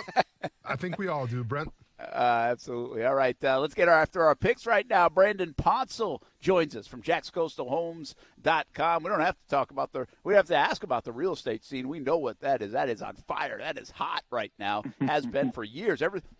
Brandon he just got to stay on the show forever, and like our houses will all go up like 500%. Let's do it. Ever since Brandon's been on the show, the market's been unbelievable. So we'll see if it continues to stay that way in Jacksonville. Brandon's a big proponent that it will for years to come. Not sure we're as hot on the pick front, although this guy might have had a good week, right, Casey? Against all odds, Brent Martineau, 1, 2, 3, 4, 5, and 1. So nobody saw that one coming. Not at all. Nobody. The other two competitors that are not winning were 3 and 3, and then the winner took a step back. He's 2 and 4. Ooh, Superman found some kryptonite. Yeah, apparently. Who would have thought the Bills let me down? Anyway, we'll get started this week, and we'll start with Brent since he's hot. We'll let him have a chance to keep it going. Yeah. Oklahoma, I believe you picked them to win something, is -6.5 as they go to Baylor, who, against all odds, is ranked +6.5 at home. This is a tough one. I was trying to figure it out. Baylor, I want to go Baylor here because Oklahoma hasn't played anybody and blown them out, it doesn't feel like. But why do I feel like it might happen this time? I'm going to go against my initial thought. I'm going Oklahoma. Brandon Ponsel? I like Oklahoma. I think they're playing to get into this playoff. I think they are one of the best 4 teams, actually. And I think Caleb Williams is going to be a Heisman Trophy winner next year. So give me OU. Go ahead and give me Baylor. Baylor can pound the rock. They play they play Big 12 defense, but it's good for the Big 12 in terms of defense. Go ahead and give me Baylor with the points. Yeah, I'll take Baylor as well. Just seems like the popular, well, not the popular choice, but the obvious choice. Austin Lane, Texas A&M, -2.5 at Ole Miss +2.5. Give me Jimbo. Give me the Aggies. I think on both sides of the ball, they're just better. So I'm taking them against Ole Miss. Brent? This is so hard. I'm going to go Ole Miss. I don't like Texas A&M right now. I think they've got better athletes. Their defense is pretty good, but I like Ole Miss. I think it's a big game for them to win. Brandon, I'm taking Ole Miss. I'm with you, Brent. It's a big game. Lane and Matt Corral are going to make a statement, and they're going to take care of business. Give me Ole Miss. Yeah, I'll take Ole Miss as well. Brent, question. Texas A&M, were they in your Final Four, yes or no? They were. Sounds good. We'll move on, and we won't address it. They beat Alabama. And then you picked against them with Ole Miss. Unbelievable. Anyway. Well, listen, I'm not stuck on what I picked back then. You got to make adjustments. Oh, I'm still sitting pretty in my picks. That's all I'm saying. Oklahoma. Chalk, though. No. Chalk? Chalk. You had Georgia, Alabama. Yeah. What are you talking about? Didn't have Clemson in it now, did I? None of us did. Congratulations. Okay. Some of us went out on a limb and picked Iowa State. Anyway. Oh, yeah, that's your fault, not mine. Brandon. It's a good thing I picked North Carolina every week. Yeah. That's true. Brandon, last one, college football. We're going to go back to NC State. They are +1.5 at Wake Forest, -1.5, who, against all odds, this game is going to decide one half of the ACC championship. Yeah, imagine that. I'll take the home team at Wake Forest coming off a tough loss against Carolina. I think they get back on track and take care of business at home. I like Wake Forest in this one, too. I think, listen, North Carolina scored a bunch of points, but don't sleep on the fact that Wake Forest scored 55. Yeah. I mean, I think they get back on track, too. It's a tough game to pick. I like these college games this week, by the way, Casey. What do you got, Austin? Yeah, go ahead and give me Wake Forest. Fun fact, Wake Forest is 10-0 as favorites in their last 10 games. Wow. That is a fun fact. Almost as fun as that NC State's only allowed 2 rushing touchdowns this year. So give me NC State. Okay. And we'll move to the NFL. Hopefully, apparently, I did a good job on college. Not sure about the NFL, but we'll find out, Brent. Browns +2.5 going to the Patriots -2.5. Watch your ankles if you're trying to sack Mac Jones. Yeah, and listen, I believe Cleveland's going to win this game, but Chubb is out now. They just ruled him out for this game. So that hurts me a little bit. I got to keep this in mind about the Patriots. They really haven't beaten a good team, I don't think. The Chargers? Chargers are their only good win, you're right. The Carolina, I think it was Houston, the Jets 2 times, and you're right with the Chargers. So I think Cleveland needs this one. I think it's a statement game, even without Chubb, and they get cooking a little bit right here. They're better than the Patriots on paper, Brandon. Yeah, I like the Patriots. I think Nick Chubb is so valuable to this Browns team. Take him out of the equation.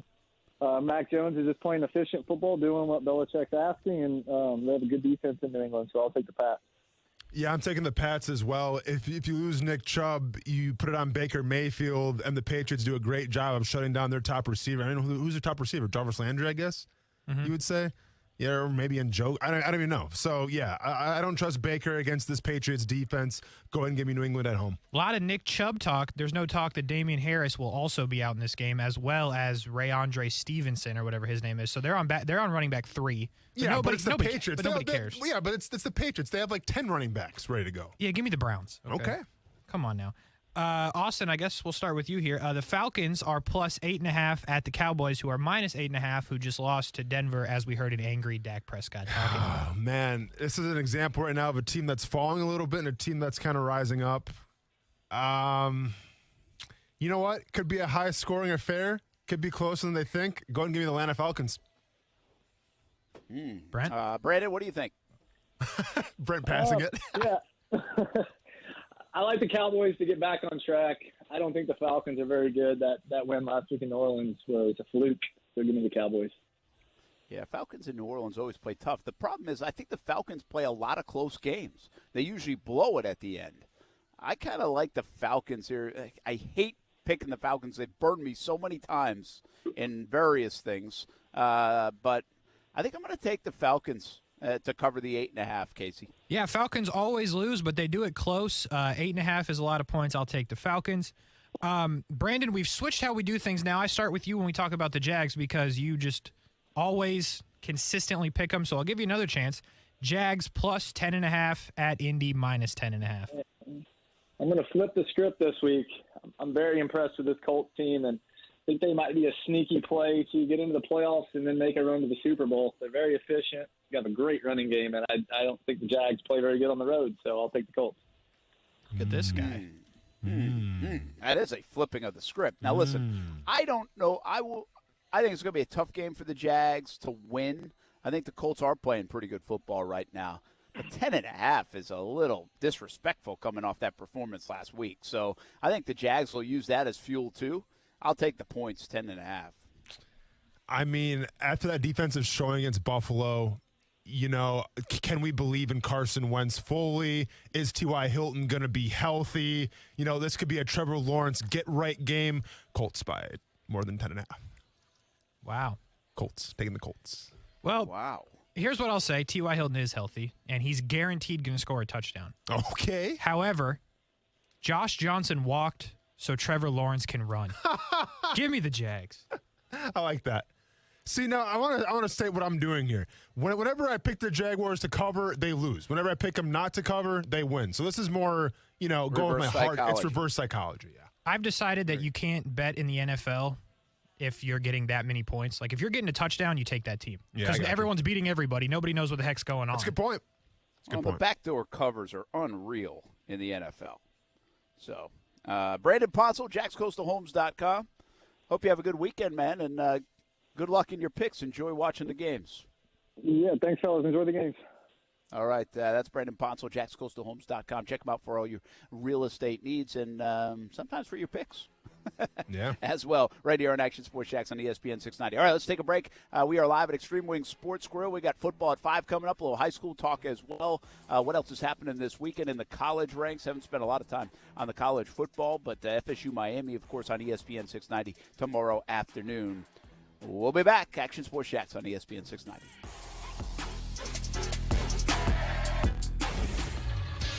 ESPN 690 Sports Center Update. We made it to Friday, Jacksonville. I'm Casey Kurtz. The Jacksonville Icemen dropped their game last night to Greenville 3-1, making it 6 straight losses for the Icemen. However, starting tonight, the Icemen will be at home for 9 of their next 10 games, dating all the way until December 1st. The puck drops tonight at 7 against the Orlando Solar Bears. The UNF men's basketball team is back in action tonight as they will look for their first win of the season. The Ospreys will be in Arizona to take on Grand Canyon University at 9 p.m. And the high school football playoffs are upon us as many local teams will start their hunt for a state championship tonight. Brent Martineau and the Hall of Famer Coach Kevin Sullivan Sullivan will break down all the action on the Blitz Scoreboard Show at 9 p.m. right here on ESPN 690. This SportsCenter update sponsored by Morgan & Morgan. Morgan & Morgan, for the people. For the ones finding new ways to ensure the job always gets done. For the ones wearing many hats. For the ones who are hands-on, even from far away. And the ones keeping business moving forward. We are Grainger, offering supplies and solutions for every industry, with 24/7 support and experienced staff at over 250 local branches. Call, clickgrainger.com, or just stop by. Grainger, for the ones who get it done. Do you have 3 ex-wives and your current trophy wife wants a life insurance policy 3 times the size of the policies you had to purchase for your previous mistakes? If so, you need to call Big Lou at Term Provider, 800-333-1750. Big Lou is intimately familiar with your problems, and if you're 50 or 60 years old and in reasonably good health, a $1 million policy should only cost about $100 to $200 per month. Big Lou may have a solution for your previous policies as well. You may even save enough money to lighten the load on your new $1 million policy. Remember, call Big Lou. He's like you, except he's only on number 2. Call Term Provider at 800-333-1750. That's 800-333-1750 for $1 million in term life insurance that you can live with. Call Big Lou at 800-333-1750. 800-333-1750. Camrys, Corollas, RAV4s, Tundras, and more. When you're ready to buy a new Toyota, you've got to get to Arlington Toyota. At Arlington Toyota, they've got 300 new Toyotas available, plus interest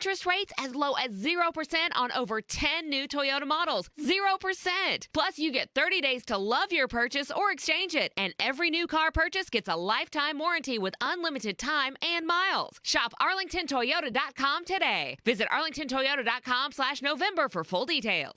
Sick of big banks drawing money out of Jacksonville? Want your money to stay here and help local folks? At 1-to-1 Financial, Jacksonville's hometown credit union, all of our capital is invested back into Northeast Florida. This includes our all-new hometown credit card. You get all the rewards and perks of a big bank, and every swipe invests back in Jax. Get 2 points for every dollar, up to 50,000 bonus points, 24/7 fraud protection, pay with points, and tons more. Support your community with a hometown credit card from 1-to-1 Financial. Apply at 121fcu.org. Federally insured by NCUA, a proud Visa partner. Naomi Mathis, Air Force veteran. I'm Adam Greathouse, United States Army. Greg Gatson, Colonel, United States Army. When I came back home, I realized something wasn't right with me. I was wounded as a battalion commander. I thought I was going to be stuck there. I thought everyone forgot me. Hi, I'm Representative Kat Kamak. This year, let's make sure our veterans get the support they need and deserve. Let's take the time to thank those who put everything on the line for us. This message brought to you by the National Association of Broadcasters and this station. Hammering headaches? Ow. Aching muscles? Put the squeeze on your tough pain with Goody's Cool Orange. The same fast-acting, powerful Goody's powder in a great-tasting Cool Orange flavor. Beat tough pain to a pulp with Goody's Cool Orange. Also, blast your pain away with Goody's Mixed Fruit Blast. 2 flavors, tough on pain, tasty on your tongue. We made Goody's fast, Goody's delicious. All available at Dollar General. Southern Recipe Pork Rinds. We're celebrating Pork Rind Appreciation Day on the biggest day in football because pork rinds and pigskin just go together. Southern Recipe Pork Rinds has teamed up with Coach Ditka's Gridiron Greats Assistance Fund to salute the legends of the game. Enter for your chance to win $5,000 and a year's supply of low-carb, protein-packed pork rinds at southernrecipe.com. Southern Recipe Pork Rinds. Visit Amazon today for your Southern Recipe Pork Rinds. Shantae, can you sweep that, please? Mina's salon business is growing faster than she can keep up with. She needs a new shop manager before her bookings go out of style. Curtain bangs and balayage would look so good on you. Just hang on one second. Can you please answer that? Indeed can help her hire great people fast. I need Indeed. Indeed you do. Instant Match instantly connects you with quality candidates whose resumes on Indeed match your sponsored job description. Visit Indeed.com/credit and get $75 towards your first sponsored job. Terms and conditions apply. Hey everybody, it's Brent Martineau from Action Sports Jacks. There's a good chance you have a smart speaker, so use it with the ESPN 690. Stay up to date on the Jags and all things sports by telling Alexa or Google to play ESPN 690. It's as easy as that. Make sure you listen weekdays 3 until 6 p.m. on ESPN 690. Hey, the Jacksonville Classic is coming to Jacksonville next Sunday and Monday. First-time event, a new basketball tournament, the Fabletics Jacksonville Classic. Top 20 nationally ranked Florida State, of course. They'll battle Loyola Marymount. And Missouri faces SMU. Just two of the games on Sunday, November 21st. It's right at UNF Arena. It's called the Jacksonville Classic, presented by Fabletics. And they'll also have a couple of games, a championship game and a third-place game on Monday, November 22nd. So it's Thanksgiving week, Sunday, Monday at UNF Arena. You can get your tickets to JacksonvilleClassic.com. JacksonvilleClassic.com. For the Jacksonville Classic presented by Fabletics. Florida State headlines the event. Of course, you can listen to Florida State basketball right here on ESPN 690. Hey, what's up? It's Austin Lane. Check out Action Sports Jacks on ESPN 690 or ESPN690.com. All right, welcome back, everybody. Extreme Wing Sports Grill, the place to be here on a Friday. We'll be here next Friday as well. Just a reminder, Thursday, Friday, really Wednesday, Thursday, Friday, Thanksgiving week, we will be off. So you will have national programming here on ESPN 690. Maybe even some football, Casey. You could end up with some Westwood One coverage, I guess, on Thanksgiving Day here on ESPN 690. We'll keep you in the loop on that front. But come on out right now until 6 o'clock here at Extreme Wings Sports Grill, Roosevelt Boulevard, and next Friday as well from 3 p.m. until 6 p.m. Of course, 4 different locations in town for Extreme Wings Sports Grill. Ocean Way, Atlantic and Kernan, also St. Johns County on 210, and right here on Roosevelt Boulevard. College football tomorrow, Florida State and Miami play Austin Lane. We talked about that a little bit. The Georgia Bulldogs look primed to just kind of run through everybody and get to not only Atlanta, but to the Final Four. Alabama plays New Mexico State. That should be tough. We do have Michigan, Penn State, Oklahoma, Baylor. Those are really the headline games, and we just picked Oklahoma, Baylor. But Oklahoma has to keep serve, basically, to stay in the hunt, right? No, absolutely. I mean, I think they have to keep serving. They also have to win decisively. So these next games are obviously huge for them because even if they don't make it a landslide, one could wonder, well, does Cincinnati or some other team kind of squeak in there? The other one to keep an eye on, Purdue, Ohio State, because Purdue has been just like an upset machine. Yeah. Unless they're playing the Wisconsin Badgers. Definitely, because Ohio State's a team, too, that's got to, I think, win decisively to make a run. I mean, usually the Big Ten winner, when you win the Big Ten championship, that means something, but they can't afford to lose another game as well in Ohio State. Texas A&M plays Ole Miss, as we just talked about in our picks. NC State, Wake Forest, those couple battles within top 15, top 20 teams. And Georgia gets Tennessee. I mean, it would be a stunner to go up there to Knoxville and Georgia to lose, but one thing about the Dogs, they have a lot of rivalry games. Florida and Auburn and Tennessee. And, I mean, there's a lot of Georgia Tech, of course. But it looks like the Dogs are just cooking right now. If you're interested in that one, the line is going the wrong way if you're a Georgia fan. Yeah, it's been going to 20. Is that because of the linebacker situation? That plays in. But they also think Tennessee's a passing team. They throw the ball. And there's been, I guess, some questions on the Tennessee defense about the secondary. That's where the concern is, not up front. So I guess they're having that play in. I don't think there's any way they could. Favorite. Yeah, I don't know if they could lose the game. But by the way, lock of the weekend is tonight, UNF plus 12. You better believe it. Against Grand Canyon. Yeah. UNF Ospreys back in action. The women won in style last night. By the way, 22 steals to set the D1 record for them as they won by 52 points. They were really good this year.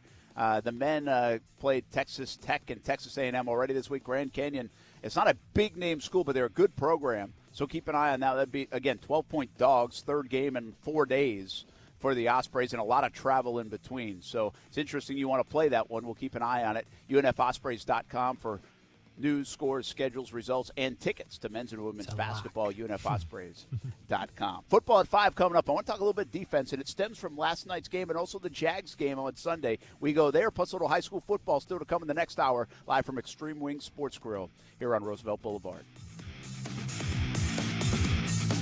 Look, boss, there's another Safe Touch house. Just play it cool, drive on by. Word on the street is these new Safe Touch security video cameras are really pinching the burglary business. Yeah? How so? Well, the cameras are integrated with the Safe Touch app, right? So the homeowner gets notified when someone even gets close to the house. So that protects the entire property then? Exactly. Driveway burglaries are a thing of the past now with these safe touch cameras. Driveway break-ins. The low-hanging fruit of the burglary biz. Yup. Boss, I heard someone even got busted for letting their dog poop in someone's yard. Ha! Caught in the act with a safe touch security camera. Priceless. Yeah, it keeps our job pretty simple. See a safe touch sign? Just drive on by.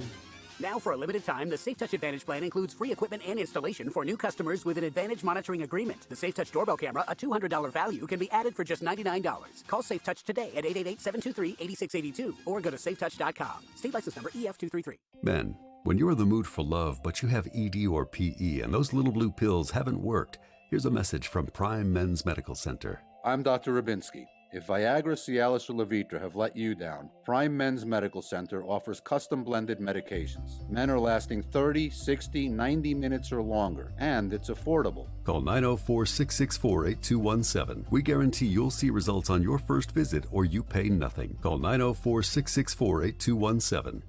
For the ones who are always in the know. Delivery confirmed. For the ones who keep things running. For the innovators and the problem solvers. Grainger offers supplies and solutions for every industry, experienced staff at local branches, and free access to experts to help answer your toughest questions. So whatever challenge you face, we have the knowledge and products to help. Call, click Grainger.com, or just stop by. Grainger, for the ones who get it done.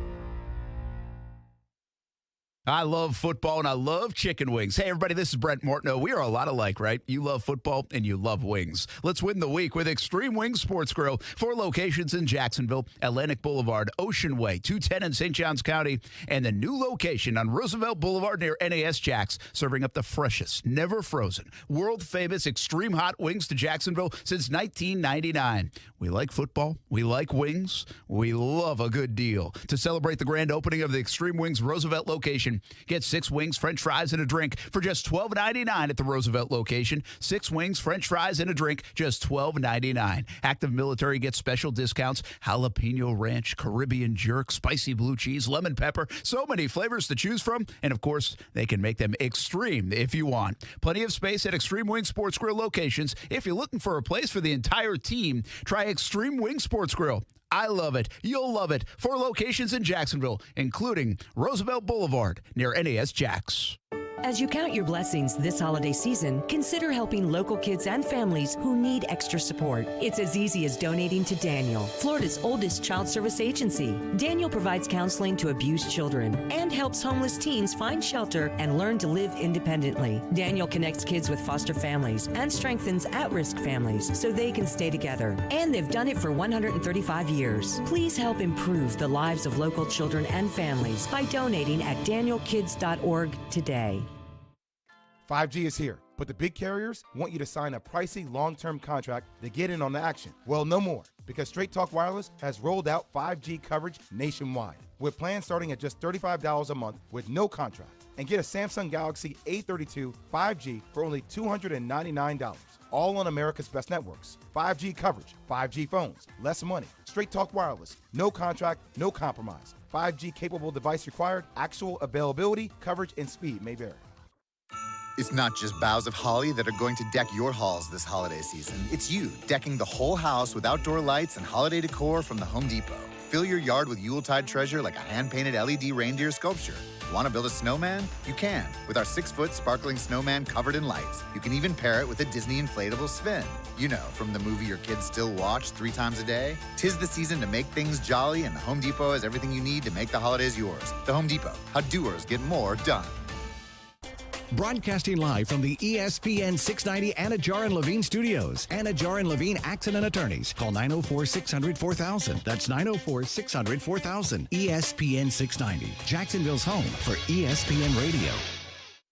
WOKV Jacksonville. Listen live everywhere you go on ESPN690.com. ESPN 690, a Cox Media Group station.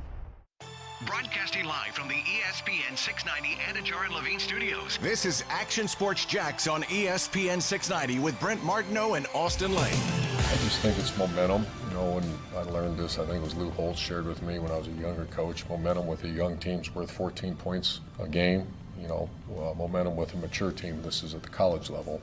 I'm still learning the pro level, but it's worth 7 points with a veteran team. So, what would it mean for Jacksonville? What would it mean for our stadium the following week? And most important, what would it mean for a locker room that, 3/4 of those guys were part of a 20-game lose streak? I mean, it'd be incredible. And, we don't talk much about that. I think it's more just the respect we have for our opponent, and the best version of us is pretty good. The bad version of us is really bad.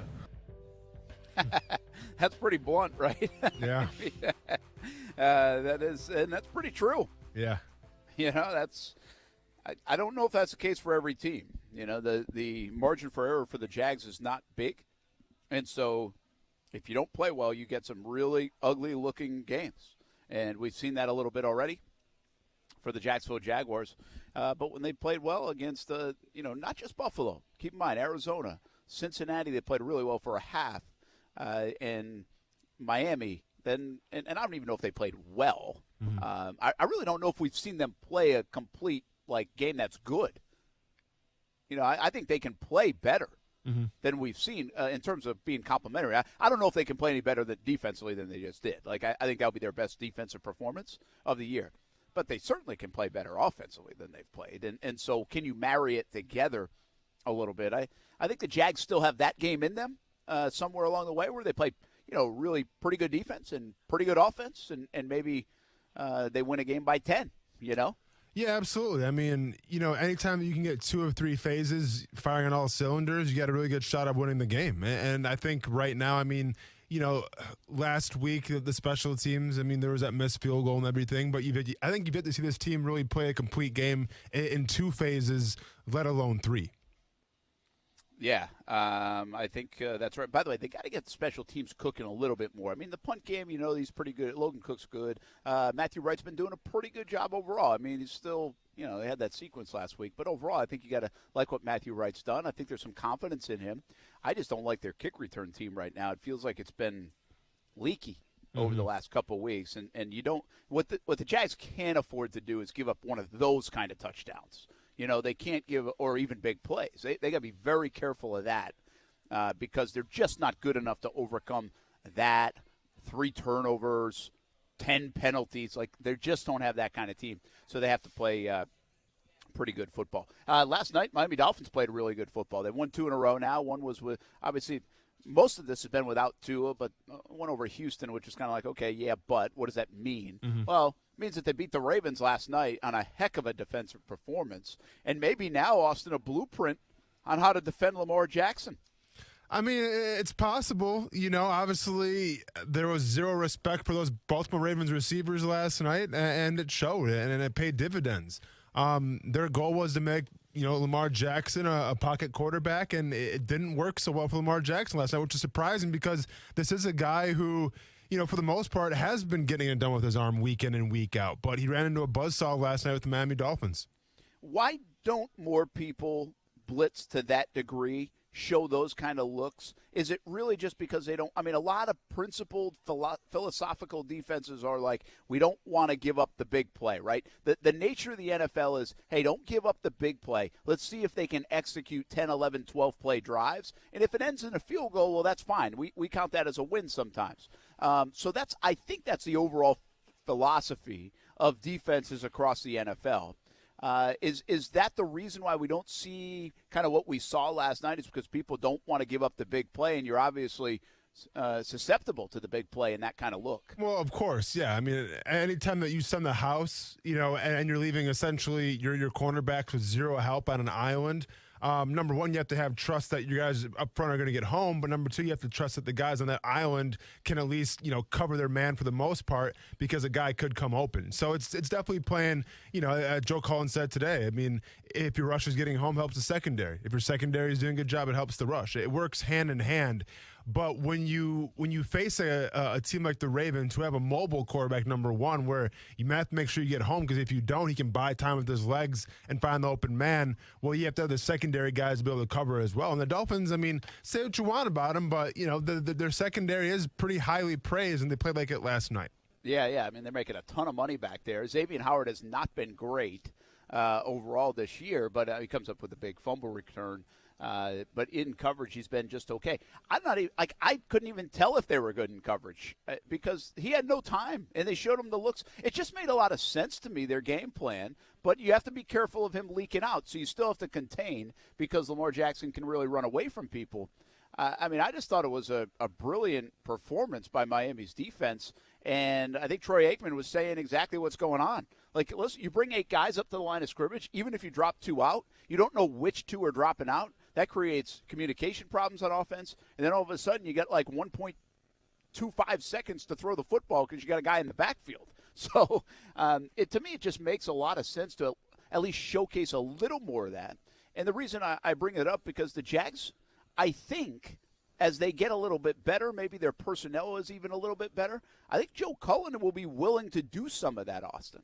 I mean, I think a lot of teams, out of like that 3-4 look are doing that. It's just a matter of how much do you want to blitz and how much do you want to send guys back. I think with a guy like Lamar Jackson, you get pressure on him, it pays dividends. A guy like Josh Allen we saw where if you get pressure on him up the middle, it paid dividends. So, yeah, I think it's definitely a copycat league, and other teams will be taking note how to beat the Baltimore Ravens.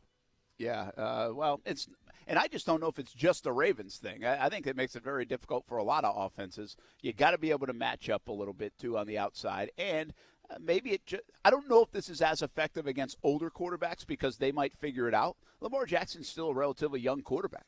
So you can show him some things that might confuse him, right? Well, that, and then also once again to kind of speak what we broke down earlier today with the the Bills game. I mean, you kind of got what the Bills were going to do, and it's kind of the same calling card as the Ravens right now. You think the Ravens are always a run-first team, but they really don't have the workhorses right now to be a run-first team. Devontae Freeman only had 10 attempts last night. Le'Veon Bell had 3 carries last night. Lamar Jackson led the team in rushing with 39 yards. So this team that, is always touted as being this run-first, smash-mouth type of team, well, now they're kind of leaning more towards the pass and using Lamar Jackson's legs, and that kind of echoes a little bit of what the Buffalo Bills have right now as well.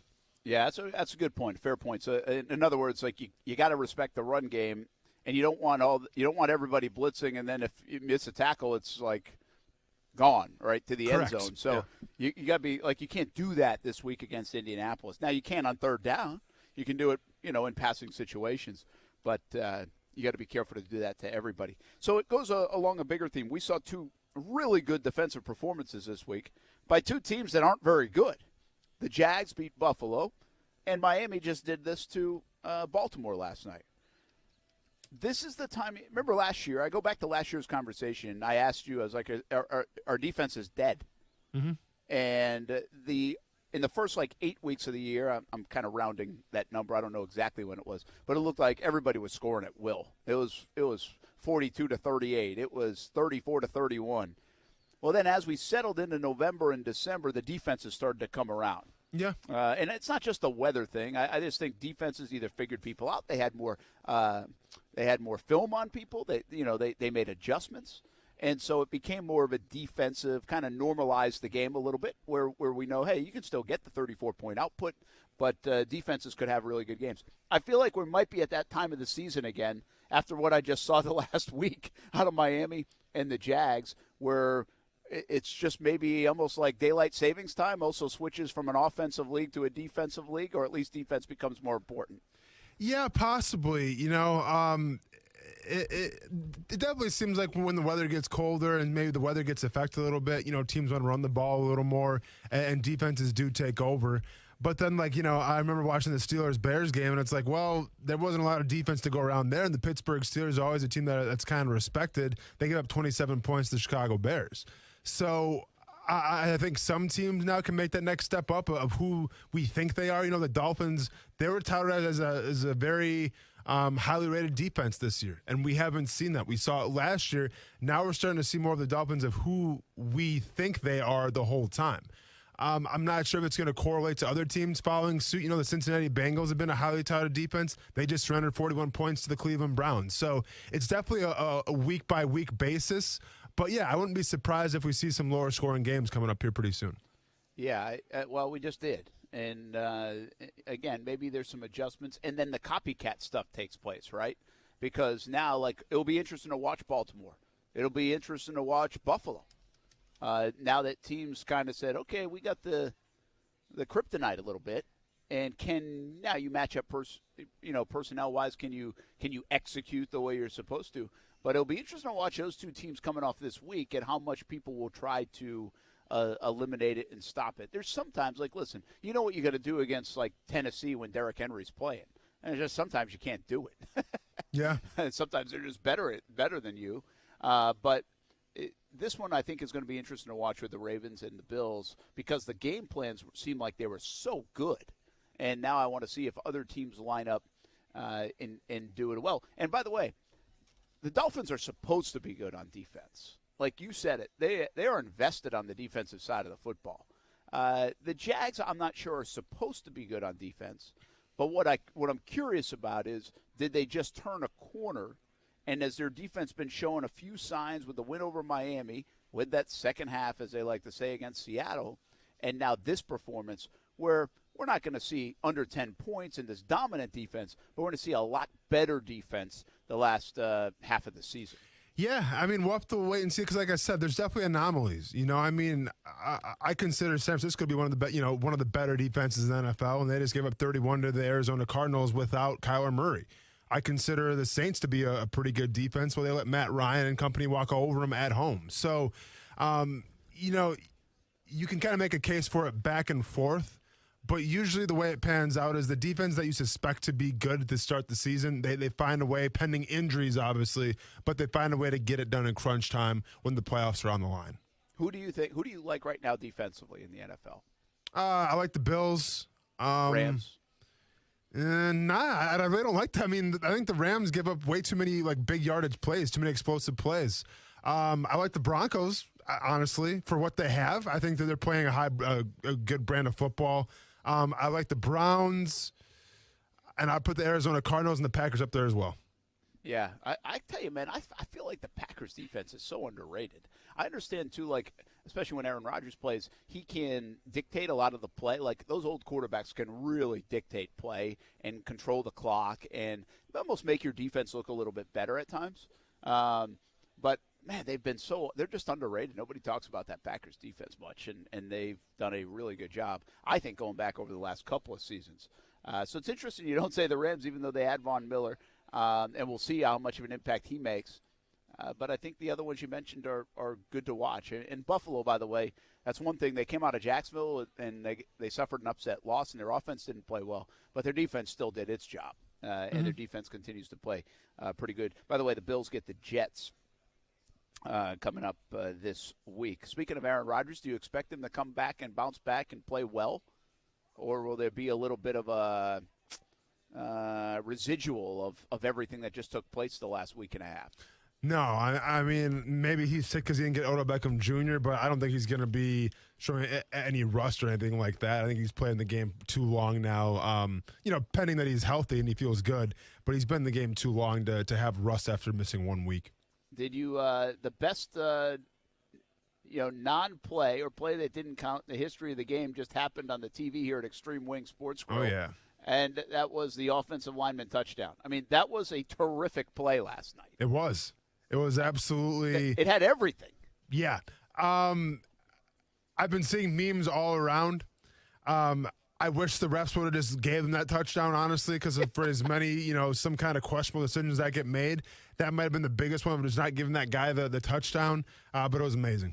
The big man, I mean, it's seriously, I think everybody agrees with you. Like, we all know it was illegal, but when it happened in real time, I'm like, why did he just do that? That's illegal touching, and now he's just going to go down. And then when I saw him sprinting, 320-pound man sprinting toward the end zone with the football, I'm like, well, maybe he declared himself eligible. Like, he looked the part. Sometimes when you get a guy that will touch it and catch the ball, the offensive lineman, he's kind of like, what am I doing with the football? Yeah. Well, that guy looked like he was designed to get the football until you saw the replay, and he stole it from Gadsden. No, for sure. It looked like he did it a million times, which was very, very entertaining. I love me a big man touchdown. I think it's probably the best part of football. I get people want to celebrate the whole Rudy thing all the time, the underdog and the smaller guy getting a chance and creating a play. We all know that Rudy was offside. The play should have never happened. I'm all for the big guy getting the touchdown because it just you never see that, And I feel for offensive linemen. I really do, because when I was in Pop Warner, my coach put me on offensive lineman to start things off, and I threatened to quit because there is no glory playing offensive line. You don't score touchdowns. The pretty girls don't want to wear your jersey in high school. It's just it's an absolute thankless job. And I think offensive linemen, they're grimy players, and I've said this many times. They're grimy. Okay, they could be the dirtiest players in the NFL. But they also deserve their just due. Anytime a guy can score a touchdown, especially on a play like that, I'm all for it. All right, a couple of things to get to before we get you out of here. We'll have Kevin Sullivan talking some high school football on the opening week of the playoffs in Northeast Florida in just a little bit. Live at Extreme Wing Sports Grill, Brent Martineau, Austin Lane, and Casey Kurtz. So two important things. Did you see Mike Leach? And you have something in common. Yep, Mike Leach hates pineapples on his pizza just like I do. Guy's a genius. No, I'm still Team Lane Train, but Mike Leach, where's that cowbell at? Hang on. Yeah, no pineapple on pizza. No pineapple on pizza. Not now, not ever. Can't have sugar mixed with your saltiness. Not the Italian way. That was good that was very coordinated that you could ring the bell and talk. Oh, thank you, man. That was good. That's from being a band, Counting that, 1, 2, 3, 2, 2, 3, 3, 2, 3. Yeah, man. Counting that 3, 4 time. You know what I'm saying? What instrument did you play, Casey? Casey, you're a band guy? I was in the not high school band, the middle school band. Okay, still effort. What do you got for me? Xylophone. Dang. Get out of here. Percussion. Yeah. Okay. I mean, we got a xylophone player and a saxophone player? Yeah, us xylophone guys, we call it the mallets. The mallets. Why have we not started our own band yet here on ESPN 690? Brent, what are you playing? Nothing. Okay. You know how much those xylophones are? They ain't giving those away. No, they're not. Bringing my mom in with the violin. Oh, now we're talking. Well, yeah. With a fiddle. Can you sing at all? Like even a little bit? I can get something. But it brings me to another thing. Like that? Here's what I want you to do right now, Austin. Yes. On that computer. Yes. Google Luke Combs. Okay. All right. Yeah. Images. So you get a picture of Luke Combs. I mean, this guy looks like a country singer.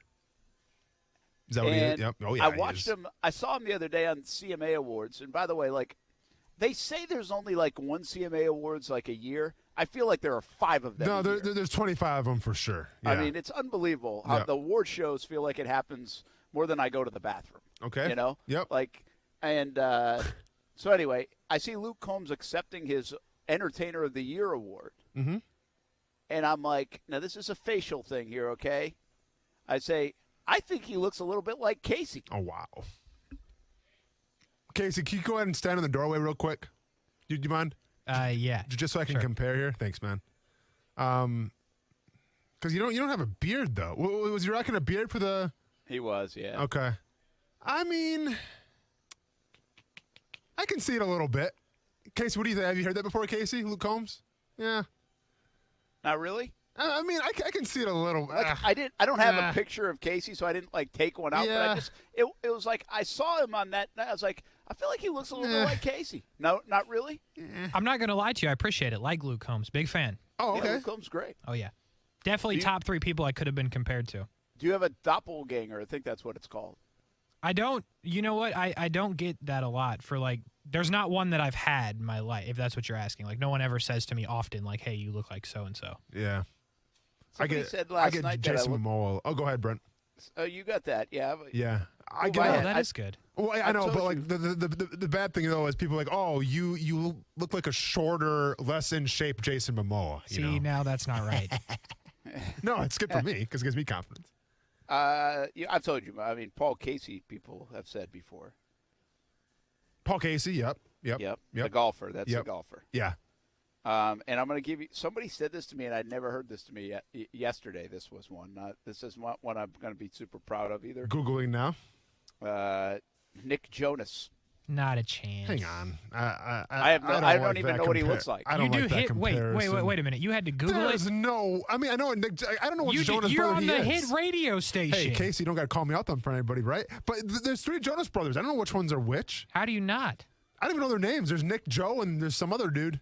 But somebody said that to me yesterday. Do you know his name? Yep. Is it Teddy Jonas? Is it Teddy? I don't know. No, Brent, absolutely not. That person lied to you.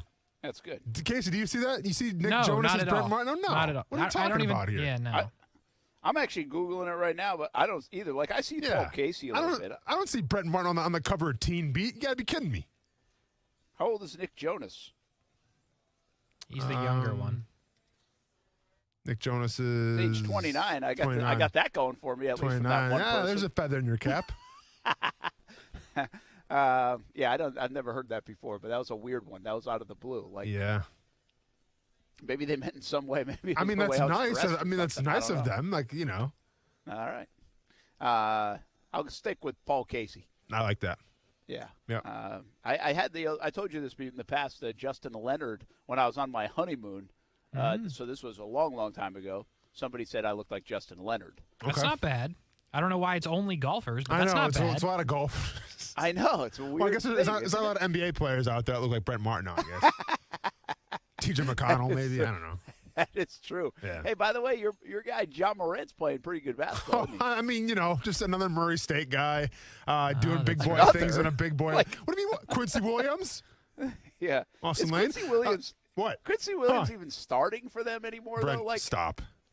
Seriously, he didn't even start. Oh, maybe it's because he was in concussion protocol. No, because we'll be talking about the Quincy Williams All-Pro bid, but unfortunately Mike White had to steal Quincy Williams' shine, and now we don't talk about the defense anymore of the Jets because it's all about the Mike White show. Yeah. I don't know. I feel like Quincy Williams played like really well. You better start watching the film. And now I'm not so sure he's playing as well as everybody thought he was. So. You aren't watching the tape. So Did I you don't know see what to Josh tell you. Oliver drop the pass yesterday? I did see that. Yeah, it's unfortunate. Yeah, it's a bad look. He's not doing much, right? Like 4 or 5 catches I think this year. So no. Yeah. I'll tell you who's doing something though. Pat Fryermuth. Yo, he is good. That was who the big wanted him story here? last. Yeah, that was the big thing, right? Like Walker Little, and ETN, obviously. Yeah, Walker Little and Tyson Campbell. Yep. So I'm not sure people will be bothered by like Walker Little instead of a tight end makes some sense if he was a first round kind of guy and he ends up being your tackle for a long time. Tyson Campbell, the way he's played, that one seems hard to swallow right now. Yeah. I'll tell you, after watching the game last night, I looked up where Javon Holland was drafted. Oh yeah. Spoiler alert. He's out of Auburn, right? Oregon. Oh, he was the Oregon one. Yeah, safety. Oregon. Yeah. You know, we needed one of those. Spoiler alert, it was after Tyson Campbell. Same thing with Trevon Merrick too. TCU playing in Las Vegas right now. Is Merrick playing well? You know, he's having fun. Is anybody having fun with Las Vegas right now? Okay, well, he's having fun. I think. I don't know. Look at that PFF grades. You know what's real really quick. interesting? Actually, Holland is also returning kicks for Miami. That's a weird double. So that was weird. And returning kicks. So Trevon Merrick has 1 interception this year, 19 solo tackles, a 69.6 overall grade on PFF. Not bad. Wait, not bad. You said what was the total grade? A 69.6. So D plus then. Is that a D plus on Pro Football Focus? No, it's a D plus in academics. Well, yeah, but it's hey. That's probably a decent grade. What color is the number? That's how they do it. Yeah, it's like a greenish yellow. There's no way. Yeah, man. I'm telling you. All right, whatever. Yeah, okay. Look up Tyson Campbell's for fun. Okay. Real quick, and then we'll let you go. No, it's cool. It's not like, AEW Full Gear is going on this weekend, but we'll talk about that next week. It's all good. Tyson Campbell okay, never mind. Okay, that's exactly. Well, how's Merrick doing? Wait, hang on. No, in college, Campbell was a 75.7. I can't find his NFL one. So is the Merrick one also in college? No, this was the pro. I don't know, man. He's doing all right. He's having fun. That's all you got to worry about. Hey, my prediction for AEW Full Gear Saturday. Check your local listings. I'm calling it right now. Hangman Page beats Kenny Omega for the AEW World Championship and becomes the first professional wrestler to kick out of the one-winged angel. Not a chance. Okay. Wow, I thought that was going to be me. Oh, I'm not a professional wrestler, but I was going aren't. to kick out of the one-winged angel. Not if I put 9 and you're not. Hangman Page, wasn't he like? Didn't we have him in? Oh yeah, he was like the first wrestler we ever interviewed. Yeah, I thought so. Yeah, a couple years back. Yeah. Friend of the show, Hangman Page. Still so not a chance. chance. Is he now like superstar guy? So in yeah, AEW? well, yeah, this has been a very, very slow build. Him and Kenny Omega were tag team partners for a long time. Hangman Page had maternity leave. He's back now, and it feels right to put the belt on him. So I think that's going to be the big twist this weekend. All right, very good. All right, Austin Lane, have a good weekend, man. Happy training. We'll talk to you on Monday. Sounds good, man. Yeah, you going skateboarding? We'll see you out there or not? No, I'm going to Indianapolis. Oh, that's right, yeah. Have fun. I don't know. You got it. Make sure you tag Action Sports Jacks. Your NESPN 690 and all your tweets. Yeah, and go ahead and have that shrimp cocktail, whatever they have in Indianapolis, right? I will. Yeah. Probably not. I'm not paying that much for the steak. Well, you had $500. Well, no, not that I don't anymore. I'm donating that to charity. Yeah, my there shrimp you go. cocktail went to charity. Went to charity. I like it. All right, have a good one. Have fun with the fam all weekend long. And Casey and I will come back. Kevin Sullivan joins us. High school football playoffs open tonight. This looks like a beautiful night for it. All the teams spread out. 30 local teams still in the mix. We try to break it down in a few minutes. Coming up on ESPN 690 live from Extreme Wing Sports Grill. Now, the First Alert forecast on ESPN 690. Partly cloudy and quite warm today. Afternoon temperatures reach the upper 70s, dropping into the upper 50s tonight. And a mix of clouds and sun with a brief shower or two for your Saturday. Highs tomorrow still reach the mid-70s before turning much cooler on Sunday. From the First Alert Weather Center, I'm Action News Jax Chief Meteorologist Mike Burrish. Join me today beginning at 5 p.m. on CBS 47 and Fox 30 Action News Jax. The Weather Center is brought to you by Beard's Diamonds, where now you can save up to 41% off during Beard's anniversary sale. Looking for a great career that can take you places? The Jacksonville Transportation Authority offers miles of opportunity, and the JTA is now hiring bus operators. We offer competitive pay and benefits with a starting wage of $16.43 per hour. We're offering hiring bonuses from $10,000 to $15,000. CDL training is available, and JTA will pay for relocation to Florida. And the Sunshine State has no income tax, so your paycheck goes further. Stop looking for a job. Get yourself a new career with the JTA. Men, did you know that over half of all males suffer from ED or PE? Ladies, your man should talk to the specialists at Prime Men's Medical Center. If Viagra, Cialis, or Levitra have let you down, Men are now lasting 30, 60, 90 minutes or longer, and it's affordable. for a private consultation at Prime Men's Medical Center, call 904-664-8217. See results on your first visit, guaranteed, or pay nothing. Call 904-664-8217. We all hear the radio ads about the IRS. They tell you to be afraid, to be scared, and they try to frighten you into calling. I'm not here to do that. Tax Relief Advocates is different. TRA is here to tell you that if you owe money to the IRS, whether it's $5,000, $50,000, or $500,000, we have a solution. It doesn't matter if you're sitting in your car, at work, or with your kids. No matter where you are, call now. 800-519-3035. Don't lose hope. TRA can eliminate or reduce what you owe to the IRS. There is zero risk to you. If we can't reduce your tax debt, then you pay nothing. Our passion is taxes and helping individuals fix their IRS problems. We have a 5-star rating on Google and Yelp and an A+ with the Better Business Bureau. You don't need to be afraid of the IRS any longer. End your tax nightmare today by visiting us online at TRA.com or call 800-519-3035. That's 800-519-3035.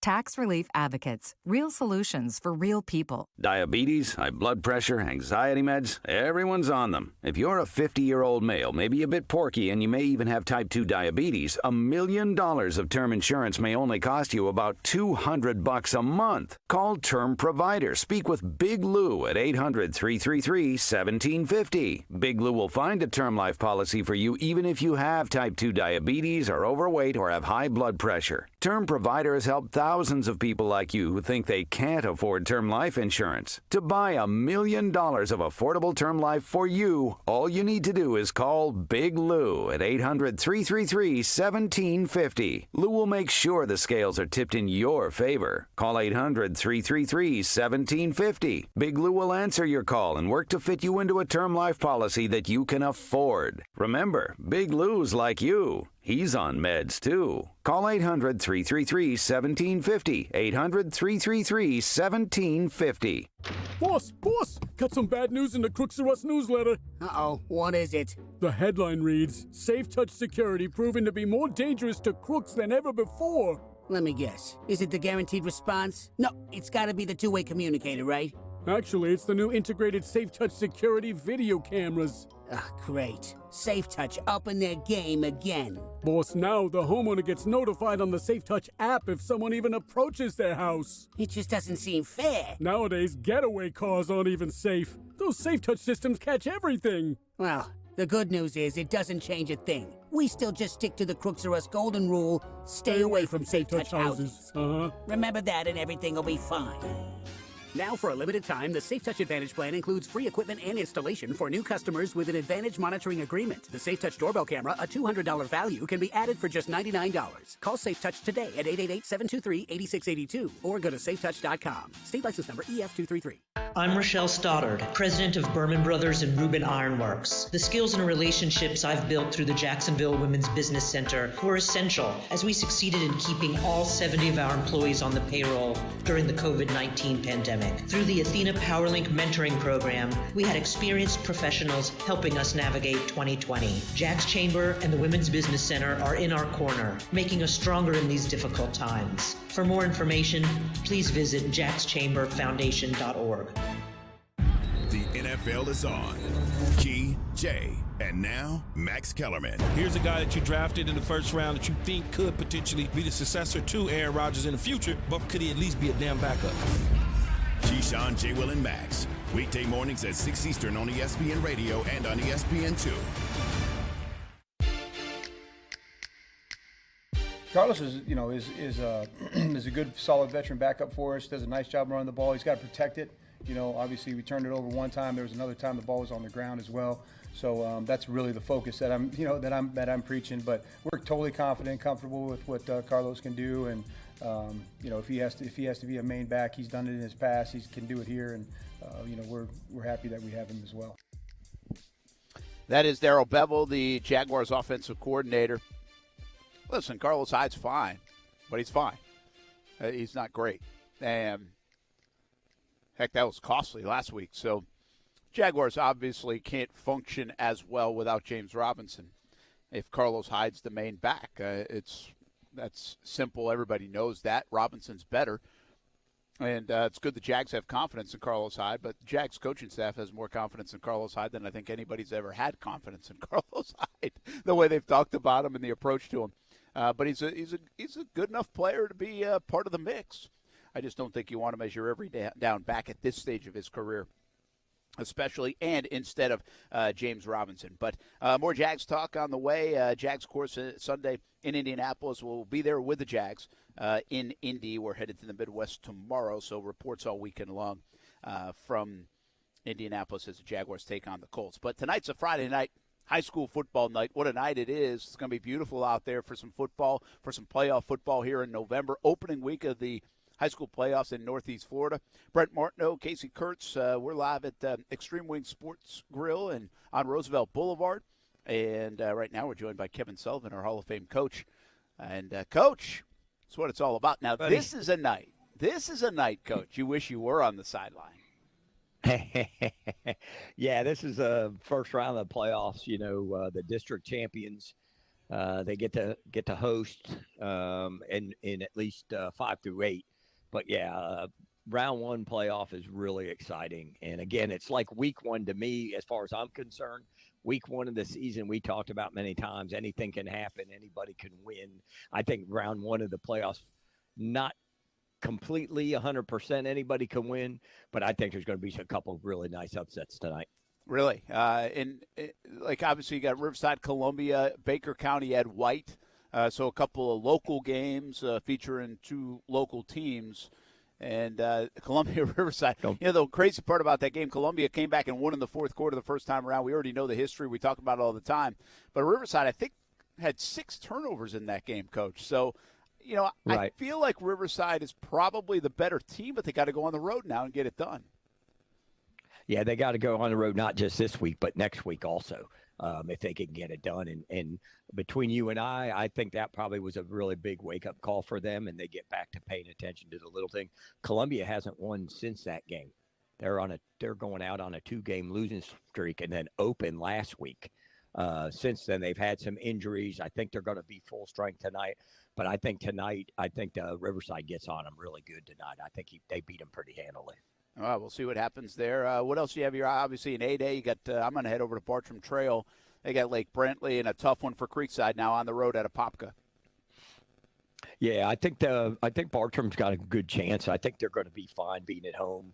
Creekside's on the road at Apopka. They probably have a more daunting task. But Creekside, they've met the challenge pretty much all year with everything, and that's going to be a real fun one. The thing that I'm curious about is, we've got 4 teams in 7A, all in the same district and do we get anybody to get out of that district? I think Fletcher's got a big task ahead of them. That's a pretty good university team.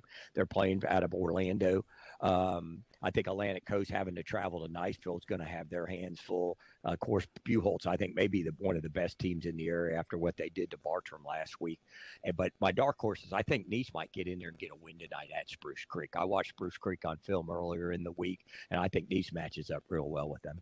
Well, that's interesting. You brought up 7A, and that's something to keep an eye on because Fleming got beat up pretty good last night. Fletcher wins the district. We have 4 teams in 7A, but the question is how good are they on the state level? And I think it's a fair question to ask. So everybody could have their hands full, certainly there. You got a team like Bowles gets another week off. We've talked about this. Their playoffs don't start. Now they've had 2 weeks off already, Coach. I mean, coming off loss. It's been a weird season for Bowles right now. That's a next week story, but it'll be interesting to see how they kind of keep fresh right now, like what they might even be doing. I don't know if you can simulate some games, scrimmage a little bit, but they haven't played a football game in a long time. Yeah, it'll be almost 3 weeks when they play, and then they're coming off back-to-back losses too, and they were rolling through everybody. I mean, they beat some good quality competition coming up, but they're still Bowles. I think they had some injuries. Even though you're not playing a game, they're still going to be Bowles, and they'll get the winner of the Jackson-Gadsden County. And one thing about people don't know, Gadsden County upset Mosley, who's the number 2 seed in 6A. And Gadsden upset them last week. Gadsden lost to Lincoln by 4. Florida High, who's in the playoffs, by 6. And I think the Gadsden County is going to be a really good football game tonight, just because everybody thinks, Gadsden County's 2-6, but they played some quality people on their schedule. That's why they're in. And that's why they did get in, because of the numbers. What about Jackson? What about that game? What about some of our other teams in the area? That anybody get a chance to surprise some folks and go on a run? I know you just said, hey, you think there could be some upsets. Who else are you looking at? Yeah, well, 5A, we've got 5 teams in 5A. Baker and Ed White are playing again. It was a really good game. Baker stayed on top, got a couple turnovers late to beat them by about 2 touchdowns, I want to say. Raines and Parker, remember, that's going to be a big one now, Raines and Parker. It was 13-7. 13-9, I think, or something. 13-9, week 4. I think both those teams are better. I think Raines has really sort of gotten better. You got their quarterback back, so that'll be an interesting one. And Bishop Kenny going to Wakulla will be a really good challenge for them. I talked to Coach Krause today. They actually worked out at Florida State today in the indoor facility on their way. Cool. Sort of did a little field trip type of thing out there with their kids and make it exciting, make it good. Hopefully they'll get on. But yeah, I hopefully we're going to come through and have some guys continue to go, but it'll be interesting when we get back on at 9 o'clock. The cool thing about tonight, Brendan, 6:30 some starts, 7 o'clock some starts. We got teams playing in the Central Time Zone that won't start till like 8 o'clock our time. 7 o'clock in the Central, a couple team Niceville's over there with Atlantic Coast. So, we're going to have some good scores coming in and out throughout the day. Yeah, we should be able to see some live action. In fact, Marcel Robinson will be at the Riverside Columbia game, and we'll have some live action from that on the Blitz Scoreboard Show, 9 o'clock until 10:30. If you haven't peeked in on that show, this is the time to do it, because you got some playoff action, and we'll show you a little bit of live action. We just peek in on some of it, not the entire thing, and hopefully get you some action from other places as well. A lot of the destinations today are on the outskirts of the city limits for the most part. So people are everywhere, like Coach just said. and games starting all over the place. See, that's a good thing in the radio world, Coach, in our Blitz scoreboard I know. show. That's what I said. I'm excited for us. Yeah, it's not as good a thing on our TV side at 10:30 on Fox 30. These 7:30 starts because those games, man, they take forever, and especially when you get out to the Panhandle, right? I mean, they're at halftime, so not even updated. But it should be a lot of fun. We have 30 teams still alive in the area. And how many will we have at the end of the night? We'll find out. And you can find out at the Blitz Scoreboard Show, 9 o'clock tonight on ESPN 690. All right, Coach, go get some rest, have some dinner. Yes, we'll be ready to go at 9 o'clock. You got it, buddy. I'll talk to you all later. That's Kevin Sullivan, Hall of Fame coach, our analyst, each and every week on the Blitz Scoreboard Show, does an awesome job and knows the high school scene better than anybody. And we'll have coaches calling in. We'll see who the happy winners are. We'll see which seasons end. And some of the big plays and big storylines coming out of the opening weeks of the playoffs here in Northeast Florida. It should be a lot of fun. Marcel Robinson, Stuart Weber, Olivia Tasley, our Action Sports Shacks team on the road. I'll be heading over to Bartram Trail for that one, so I'll have some highlights from there and some analysis when we get in back at it 9 o'clock on ESPN 690. Let's put a bow on the show and a week here on Action Sports Shacks on ESPN 690 from 3 p.m. until 6 p.m. We're live at Extreme Wing Sports Grill. Hope you're ready for a big-time weekend and have a good one ahead. We got a lot of football, a lot of sports to talk about, a lot of events in Jacksonville. Let's recap it all, discuss it all, coming up on ESPN 690 right after this.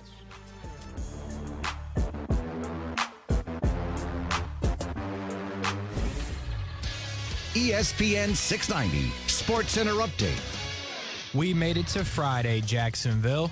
I'm Casey Kurtz. The Jacksonville Icemen dropped their game last night to Greenville 3-1, making it 6 straight losses for the Icemen. However, starting tonight, the Icemen will be at home for 9 of their next 10 games, dating all the way until December 1st. The puck drops tonight at 7 against the Orlando Solar Bears. The UNF men's basketball team is back in action tonight as they will look for their first win of the season. The Ospreys will be in Arizona to take on Grand Canyon University at 9 p.m. And the high school football playoffs are upon us as many local teams will start their hunt for a state championship tonight. Brent Martineau and the Hall of Famer Coach Kevin Sullivan will break down all the action on the Blitz Scoreboard Show at 9 p.m. right here on ESPN 690. This Sports Center update sponsored by Morgan & Morgan. Morgan & Morgan for the people.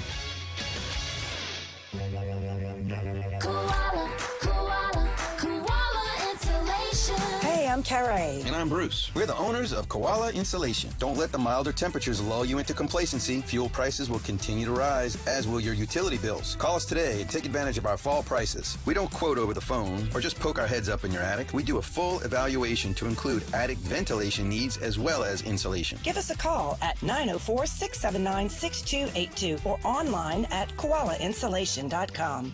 Looking for a great career that can take you places? The Jacksonville Transportation Authority offers miles of opportunity, and the JTA is now hiring bus operators. We offer competitive pay and benefits with a starting wage of $16.43 per hour. We're offering hiring bonuses from $10,000 to $15,000. CDL training is available, and JTA will pay for relocation to Florida. And the Sunshine State has no income tax, so your paycheck goes further. Stop looking for a job. Get yourself a new career with the JTA. Know what time it is? It's time to get moving. Cora Physical Therapy has opened a new state-of-the-art clinic in Kingsland on Boone and Haddock, and will be opening another one soon in Brunswick. With Cora, you have access to licensed, passionate clinicians, only the most innovative equipment, and life-changing therapies. Cora is all about treating everyone right now. It's your move. Visit coraphysicaltherapy.com for a free screening. No physician's referral required. Same-day appointments available. Do you know a child who is deaf, hard of hearing, blind, or visually impaired? The Florida School for the Deaf and Blind in St. Augustine is a fully accredited, tuition-free state public school that gives children an edge for a lifetime of success. FSDB is nationally recognized for its educational services designed for students' unique communication and accessibility needs. Eligible pre-K and kindergarten through 12th grade students benefit from small class sizes, advanced technology, and various recreation, extracurricular, and performing arts activities. Transportation and boarding services are free to any eligible deaf or blind student, kindergarten through high school, no matter where the student lives in Florida. My name is Trent Ferguson, and I'm a proud graduate of this wonderful school. This place changes lives. To learn more information or to apply for enrollment, call 800-344-3737 or log on to www.fsdbk12.org.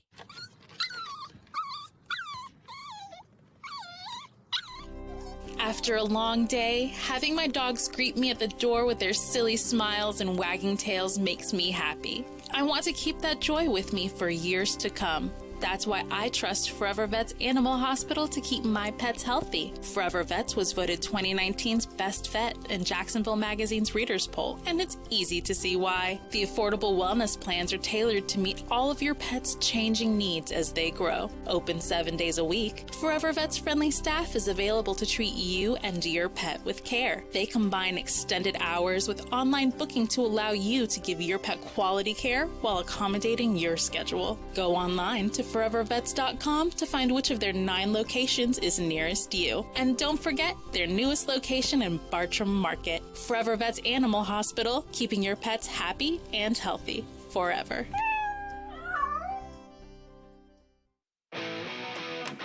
When you're really burning the edge and you give the quarterback a step-up lane and he can still throw, I mean, it's not good. I think our guys have been concentrating and really working, Coach Lapoy and Coach Lucas, and we've been concentrating on getting pocket push, we call it, and it was evident. So now the quarterback couldn't step up, and he's a really good step-up guy and a guy that takes off. So we really limited. He did get out a little bit, but we limited the ability to step up, and that really helped our edge rush, helped the inside guys too, because when you step up and you're getting pressure, you can run into some sacks, and we did that. Well, that is Joe Cullen, Jaguars defensive coordinator. They put a heck of a game plan together last week. Can they do it again? Kind of start to think now, maybe the key to the rest of this season on defense is, well, I think it's communication too, but I think it might be that interior. Can Taven Bryan build off that game? Can Malcolm Brown, Devon Hamilton kind of get just a second wind, if you will, and make more of an impact than they made in the first 7 games? But they obviously made an impact game number 8, and now the Jaguars hope to keep it rolling a little bit and find themselves. Really interesting to see if the Jags can pull off this win in Indianapolis and play good football 2 weeks in a row and start to build something. I think it really changes how you look at what's going on in Jacksonville if they can do that. At least, it's not going to tell the entire story, but it will give, again, 3 out of 4. I mean, the last time the Jags won 3 out of 4, I got to believe it was 2018. I don't have it in front of me, didn't look it up, but I got to believe it was 2018 when they got off to a 3-1 start. I mean, that would have been the last time they did it. So, Brent Martineau, Casey Kurtz, live at Extreme Wing Sports Grill here on a Friday on Roosevelt Boulevard. 4 locations, Extreme Wing Sports Grill. That includes right here on Roosevelt, down St. Johns County on 210, Ocean Way, and Atlantic and Kernan. So stop in this weekend to an Extreme Wing Sports Grill. Watch some games, plenty of TVs. I just had the teriyaki wings this afternoon. Oh, fantastic. So try the menu. Try the beverages, come in and watch some games all weekend long here from Extreme Wings Sports Grill. Casey Kurtz, we covered a lot of things this week, as we bragged about. You told me to put a credential in for skateboarding. Are you going to get down to that potentially? I might venture down there, yeah. When I was in high school and younger, I lived in the Tampa area, and they have a pretty big event called the Tampa Pro. I used to go to that every year. It was pretty exciting at the skate park at Tampa. So, yeah, I'm interested in that. And then I found out, due to my dad texting me consistently asking who was going to be on our show from the surfing aspect, apparently my parents are super huge watching surfing fans. Really? Yeah, so I might have to check that out as well. That's interesting. I You didn't even know that about your parents. Not a clue. I was wondering why my dad was texting me like, hey, who's going to be on? I'm like, I don't know. He's like, who's going to be on? I'm like, I really don't know. And then when I did find out, I texted him, and he sent me a bunch of exclamation points back. He was thrilled. So, yeah, I had absolutely no clue, but I learned something new about my parents often. That's cool. Carissa Moore was terrific yesterday. 5-time world champ, gold medalist, and she was great. And that's the other event. They get the Surf Girl competition going out at Jack's Beach. And so another event to go see and fun. I think it's a little bit, it's niche stuff, but the folks out at the beach will absolutely love that. You don't have to live out at the beach to go out and check it out. And then the skateboarding, I think the capacity there is like 6,000, and I think they're about sold out or sold out. Alan Verlander from Airstream Ventures joined us on Wednesday, and they were close to selling out. And I think I saw him tweet today that they are sold out. Now, what's neat about this, and I should have asked Alan about this, but later on that night I found out they're actually doing like a fan fest type thing right outside where the skate park and competition takes place. Okay. And part of that is they have like a almost like a replica of the skate park for people to bring their skateboard and buy it. That's awesome. And now you got to sign a waiver, of course, because there's a little risk involved there. But so the kids come out, you bring the kids, adults, whatever it might be, and you can go skate right next to where the pros are skating down there in Jacksonville this weekend. And the weather's supposed to be fantastic. So I think there's a lot of fun stuff, cool stuff to get wrapped up in. Meanwhile, we mentioned some basketball this weekend, and that includes the UNF Ospreys on the road for the third time in 4 days, playing Grand Canyon tonight. That'll be a 9 o'clock Eastern time tip for the Ospreys. You can check that out on ESPN Plus, I believe. And make sure you go to unfospreys.com. They're a proud supporter of our Blitz scoreboard show and many other things here on ESPN 690. So we'll feature UNF and talk more about them tonight. We'll keep an eye on exactly what's going on with the Ospreys. The women got a big win last night, 92-40 in the opener, and they had 22 steals in that game. So the women's basketball team at UNF, very good this season. Keep an eye on that. Meanwhile, Florida State will play against the Florida Gators on Sunday, 1 o'clock. Hey, the Noles, doesn't matter how good the Gators are, the Noles have owned the Florida Gators on the basketball court. That they have. The Gators are rebuilt on the basketball court this year under Mike White. I'm a Mike White fan, by the way. I like him a lot more than other people like him. But it's hard to know exactly who both these teams are because they have so many new players and so many departures. But one game in, both looked good. A win against Elon for Florida and a win against Penn for Florida State. But the psychological advantage certainly goes to Florida State on Sunday, even though that game will be in Gainesville. Absolutely. And one thing we haven't gotten into since my time here is the only sport that I cannot watch without absolutely wanting to pull my hair out is Florida basketball. And Mike White, I'm glad you like him. Congrats on that. But he makes me angry, and I literally cannot watch Florida basketball. And that's the only sport I'm like that. I have no idea why, but they frustrate me to a point. And then looking at this game specifically, yeah, Florida State has dominated them, and they are better still. But it's crazy that a year ago in this game, if you remember what happened with Keontae Johnson, so it's just I know it. It's crazy. It's great that a year removed, he's okay from what we saw on the court, which was terrifying. But I remember watching it live. But it's crazy that it's been a year since then, and how things have changed for everybody. Yeah, and it speaks. You're right about that too. It was a year ago. I was thinking about that. Here's the thing with Mike White. He took over for Billy Donovan, which is a tough thing to do, and I think he's done a pretty adequate job of it. And it's hard to replace like a legendary guy like Donovan. And I think expectations are high. I'm sure there are times where it certainly could do better. I'm just a bigger fan of Mike White than I think a lot of other people are, including yourself. The one thing I will say about college basketball in general, this is what we're going to be now. It's kind of like one and dones for Kentucky and Duke and everybody that were like, hey, who is this team this year? They lost 3 guys. Well, not every team had one and dones, but every team will do this now, or most every team will go to the transfer portal. And they'll basically just remake their team in an offseason if they want to, if they don't like it. Because, listen, there's a way to run off guys if you need to run off guys. And Florida and Florida State, for different reasons, have kind of remade their team. So it'll be fun to watch that game Sunday. You can listen to it on ESPN 690. Of course, plenty of football as well. FSU tomorrow, 1:30 coverage starts for their game against Miami. That is right here on ESPN 690. Florida State basketball and football, we are your home for that on ESPN 690. All right, that's going to do it from Extreme Wing Sports Grill. I'm hustling over to some high school football. Our crews are all out. 9 o'clock we'll reconvene for the Blitz Scoreboard Show on ESPN 690. And a reminder now, check it out on Facebook, YouTube, Twitter, Twitch. You want to watch that show. It's a good listen. It's a better watch. 9 o'clock tonight, Blitz Scoreboard Show. For Casey Kurtz, Austin Lane, I'm Brett Martineau. So long for now. We'll see you again at 9 o'clock on ESPN 690. Have a good weekend.